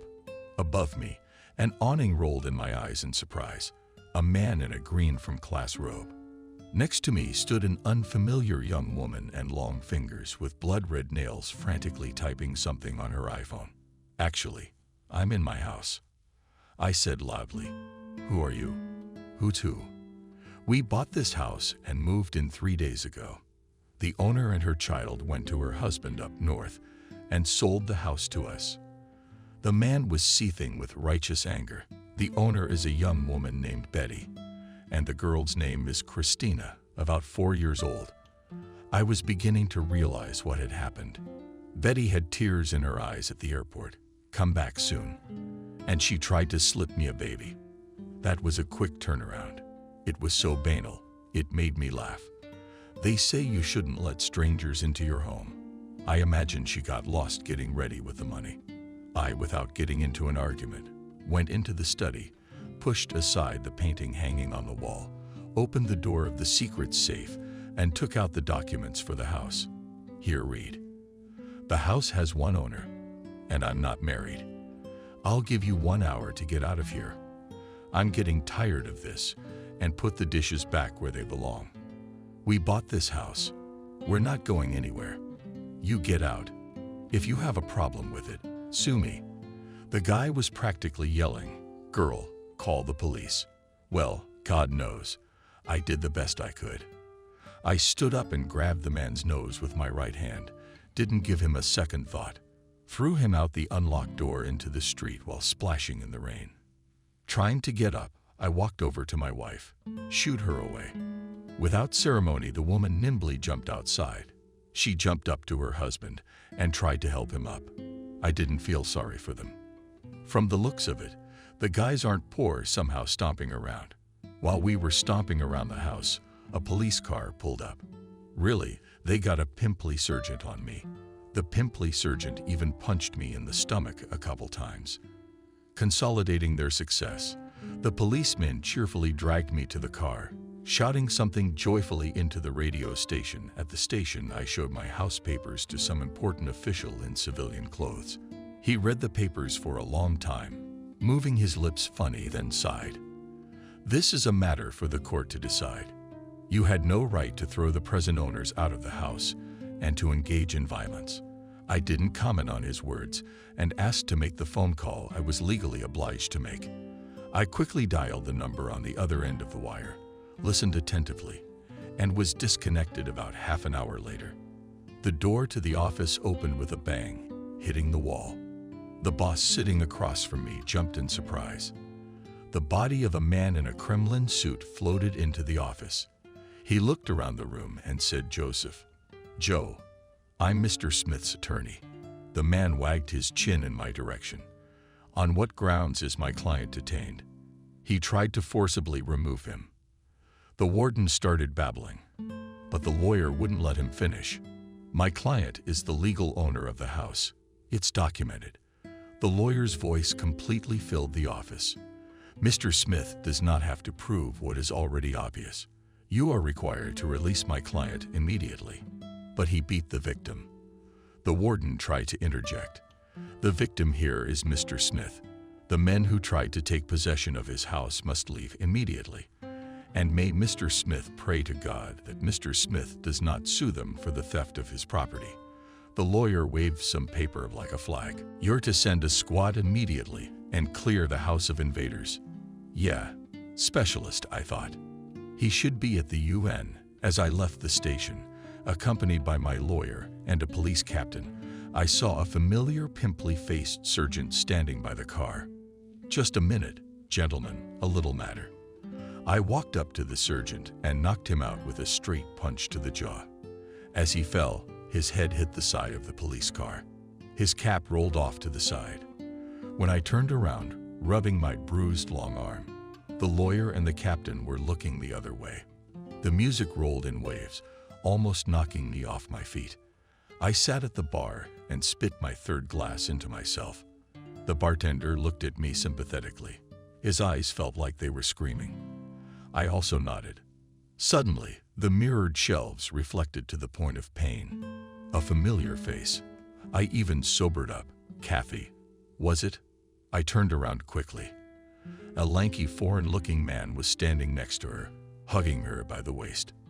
To be honest, I was a little confused. Kathy hadn't seen me, and I decided not to rush to her at once. Something told me I should wait. I turned to Bardeen. He nodded understandingly. He seemed to have seen my ruse. I slowly pulled up my whiskey, trying to follow the couple's maneuver with my eyes. As far as I could see, Kathy was dressed in an expensive outfit. Around her neck dangled a not-so-expensive gold necklace with pants. I'm an antique dealer, and I know what I'm looking at. Paying attention, apparently. My ex-lovers got it all together. Then why is her daughter Christina's baby not with her, but with Swindler and Betty? That's weird. If everything's fine, why doesn't Kathy take her? Or is it just not her baby? The con artist needed the girl to scam me, to make me feel sorry for her, so to speak. This is crazy. All these thoughts were heavy, collectively expressed in my alcohol-soaked head. I couldn't even decide whether to approach Kathy or not. What if she's with Betty? The music suddenly stopped, leaving my ears ringing. I looked at the glass display case of bottles. Kathy wasn't reflected there, which meant they were seated at a table. I cautiously turned around. Sure enough, there they were, sitting in the alcove near the table where Kathy and her boyfriend were sitting. The young woman leaned over and said something to her beau. He got up and walked toward the restrooms. I get it. It's now or never. "Hello, my love," I spoke softly, but Kathy heard me perfectly well. "You can sit down." Kathy stared at me for a while, stunned, then nodded nervously and looked around, searching for her companion with her eyes. "How are you?" "How are you doing?" in a calm voice. I asked. She obviously didn't know what to talk to me about. "How's your daughter doing? Have you picked her up from her friend yet?" Softly, I asked. "What daughter? I don't have any children." "Go away. My husband will be right back." Kathy looked around confused again. "Who's Christina?" I started shopping. "Who's Christina?" "Leave me alone." Kathy blushed. "My beloved has not greeted me kindly. And this is the man I've been dreaming of all these years. Although, on the other hand, I probably made up my own fairy tale of unearthly love. Kathy doesn't owe me anything." Suddenly, I was disgusted. I was about to get up when suddenly someone grabbed me from behind by the collar, and I could see Kathy's pupils dilate with fear. I was thrown off the chair and fell, hitting my head on the floor. While I was trying to figure out what was going on, I got a solid kick in the right side of my leg, even though I was drunk. But my reflexes worked, and I managed to regroup. A serious man at Kathy's, only jealous and bad jealous, wanted to kick me again, but I managed to grab him and yank him toward me. The man collapsed to the floor, pulling down the tablecloth and dishes at the same time. Now there were two of us on the floor, not so lonely anymore, but it was time to do the honors.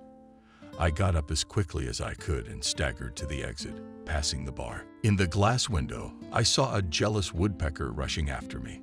To be honest, I was getting pretty tired of fighting with him. I let him get closer. Then I took a step to the right, and with a U-turn punched him in the eye, jealously collapsed on his back, obediently headbutting the steps of the small staircase leading to the locker room.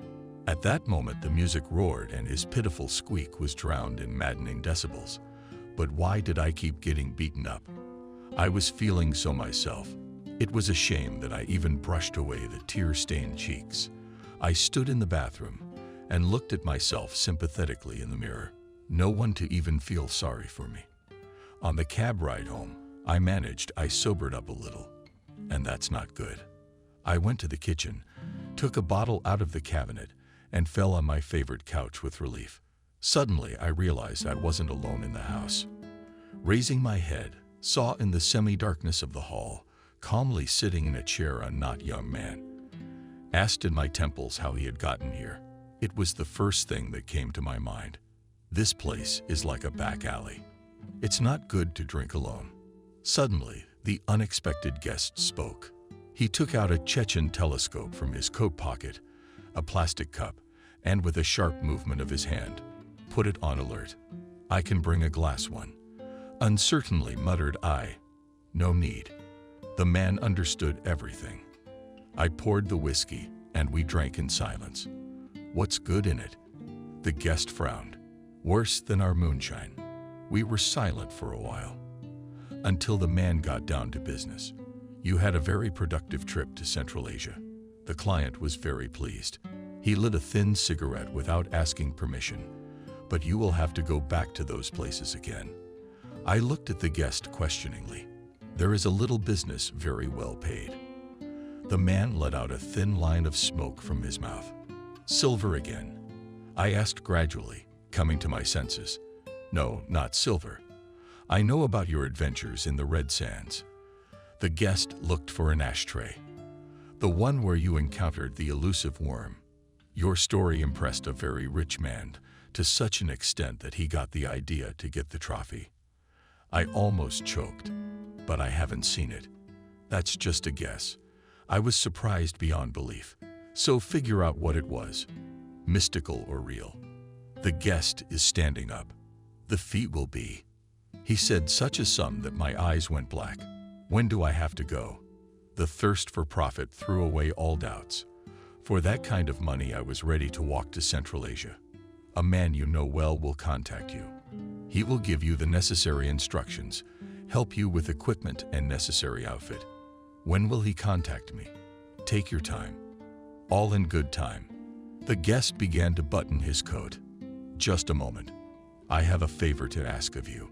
"I'm up to." "Yes, sir." The guest looked at me curiously. I told him about the recent events in my house and my assumptions about the people involved. The man listened to me and asked, "And what do you want?" to take money from the crooks. No, it's not my money. You can keep it as a fee. I looked my guest straight in the eye. I'm interested in the child. Who is he, and where is he now? It's ungodly to give a girl hope and then give it back. All right, I understand you. The guest didn't let me finish. What to do with the crooks? At your discretion, I said. The man turned and disappeared behind the front door. As of recently, I have a vintage radio waves in my office, a Minsk 61, made back in the 1950s. I took the receiver away from my mom when she persistently started complaining about the glut of old junk. There's a beautiful lamp in Rodion in working order. It had been bought by my grandfather, so it came to me as a sort of inheritance. It now stood on the vintage pedestals to the left of the table and delighted the eye with its perfect forms. Yes, people knew how to make good things in their time. Time flies fast. Already the radios of the 60s are becoming antiques. What's up with receivers, equipment from the 70s and 80s? Now, in the antique trend, I am very often approached by fans of tape recorders of the late 80s of the last century. Ask already, and seeing the equipment of the early 90s, VCRs, analog camcorders, tape recorders. Even 30 years ago, we used this equipment, believing that it could not be better. And now it's gone vintage. Turntables are probably next. Apparently, every generation sooner or later starts to feel nostalgic for a bygone time, and maybe even without realizing it, looking for things that can at least for a while bring them back to their past. To be honest, vintage radio equipment is not my profile. But more and more often, I started to think about opening a special department in my store dedicated to this topic. For some reason, it seems to me that this direction of antique business is very promising.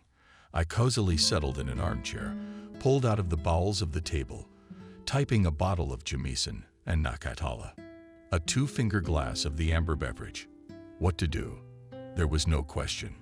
If there is a Rodiona, one should listen to her. I looked out the window. It was snowing, which is not quite typical for April. Large snowflakes were beating against the window like frozen butterflies, trying to make their way to the hot cabinet. I felt cold, and I stood up and closed the window. A toggle switch clicked. The settings dial lit up cheerfully. I remembered how in my distant childhood, including Rodiona, I had felt inexpressible excitement. One inscriptions on the school at the construction site were worth what? Tirana, Prague, Moscow, Ljubljana, Berlin.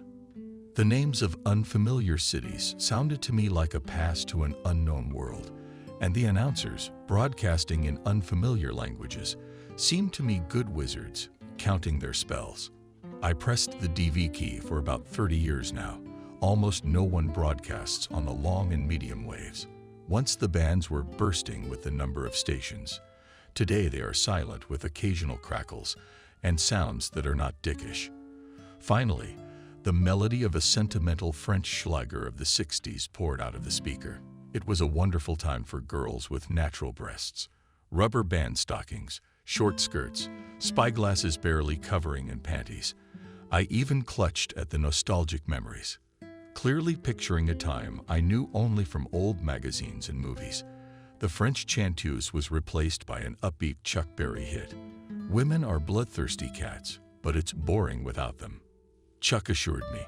Yeah, boring as hell. I thought about it and decided to take a closer look at the things I'd brought back from my last trip. I took 2 packages out of the desk drawer and laid them out neatly in front of me. One of them contained an antique dagger with a handle covered in silver and worn from time. When I pulled it out of its sheath, the weapon fell into my hand as if it had flown in. It seemed as if it had been made especially for me. In the other surtout was a small figure of a cat-like beast made of unknown material. It was probably carved from stone and covered with bronze paint. Its muzzle with an open mouth looked very spectacular. In the eyes of the predator were skillfully inserted black amethysts, a very rare variety of this semi-precious stone. The finest carvings, hundreds of tiny touches, all of which made the sculpture of the beast almost lifelike. Half bent, Back paws, pinned ears curved like a spring spine. It seemed as if the predator was about to deliver a swift death blow to the head of the raptor. A blood-red ruby was inserted, which seemed to set off the beastly nature of the figure. I wish I knew how this masterpiece ended up in a dilapidated caravan shed. I set the figurine on the stone shelf and put the dagger in the table. Maybe someday I'll hang an antique handmade rug in my study and place an antique weapon on it. As I drifted off to sleep, it seemed to me that the beast on the mantelpiece was ravenously removing the treasure with its teeth. The next morning I received a text message with the address. I scribbled it into my notebook, knowing the message would be gone in a minute. I took a long smoke, settling my gaze into the wall. Well, nothing teaches me anything. My life is always getting in the wrong way and always ends, as usual, with black ingratitude and hatred. And I'm going to hang on to a burden that I'll have to carry for the rest of my life. And on the other hand, there's no other hand. What's that girl to me? Who is she to me? You can't save and warm everyone. So that's her fate, and there's nothing I can do about it. Besides, where am I supposed to put her? I live alone, and I don't have any babysitters. I'm relieved. I finally made the right decision. In my life, I've learned one thing very clearly. Most women, regardless of age, are monstrously ungrateful. My car was traveling down a dirt road, periodically dived into shallow puddles, breaking the wheels, thin ice. It had been freezing since the night before, but it was already clear that spring has won the tedious winter. In an hour, the sun would warm up, and the ice would melt, and the road would turn into impassable swamps. Soon a one-storied barrack, with the walls eared from time and rain, appeared from the turn. I pushed open the shaky doors and stepped into the dark hallway. It looked like the structure was uninhabited, but judging by the voices carrying all from one of the rooms, there were people here. I approached the lantern door, leading into one of the rooms, and without removing my gloves, I turned the knob. The odor of rot and cigarette smoke hit my nostrils. Across from the entrance, a table was piled with smoke, leftovers, and empty bottles. Dropped his head on his folded hands, sat half-undressed woman, two men homeless. They were arguing loudly about something. When I opened the door, all these picturesque characters stared at me in amazement. Even the woman with difficulty, but raised her head. "What do you want?" Coughing, one of the men in a dirty dress dressed on a naked body. "Where is the girl?" Trying not to breathe the unbearable stench, I asked loudly, "Was Christina here yesterday?" The uncle seemed to have a bad hangover. He pushed the woman. "Hey, what's up? Where's the girl? What do you need her for?" Missed the woman, looking at me, swollen with lice from drunken eyes. I ignored her question. On the iron bed against the opposite wall, did someone stir? One of the men nodded at the pile of filthy crap. Here she crawled out from under the rags. She didn't even have the strength to cry. Probably those bastards hadn't fed her lately. I gently lifted the girl up, and she, like a kitten, trustingly nuzzled her nose into my coat. "Leave it." The woman tried to get up, but her legs wouldn't hold her, and she fell back on the stool. "I'm taking the girl." I honestly didn't care who Christina was. "What do you mean?" "I'm taking her." The first man reacted. "We fed her, clothed her, raised her, for nothing." I threw some bills on the table. "That's enough." It was visible how all the members of the collective's eyes flashed greedily. Dressing the child in a coat, I went out to the car, put the girl in the back seat. Asked, "Do you remember me?" She nodded.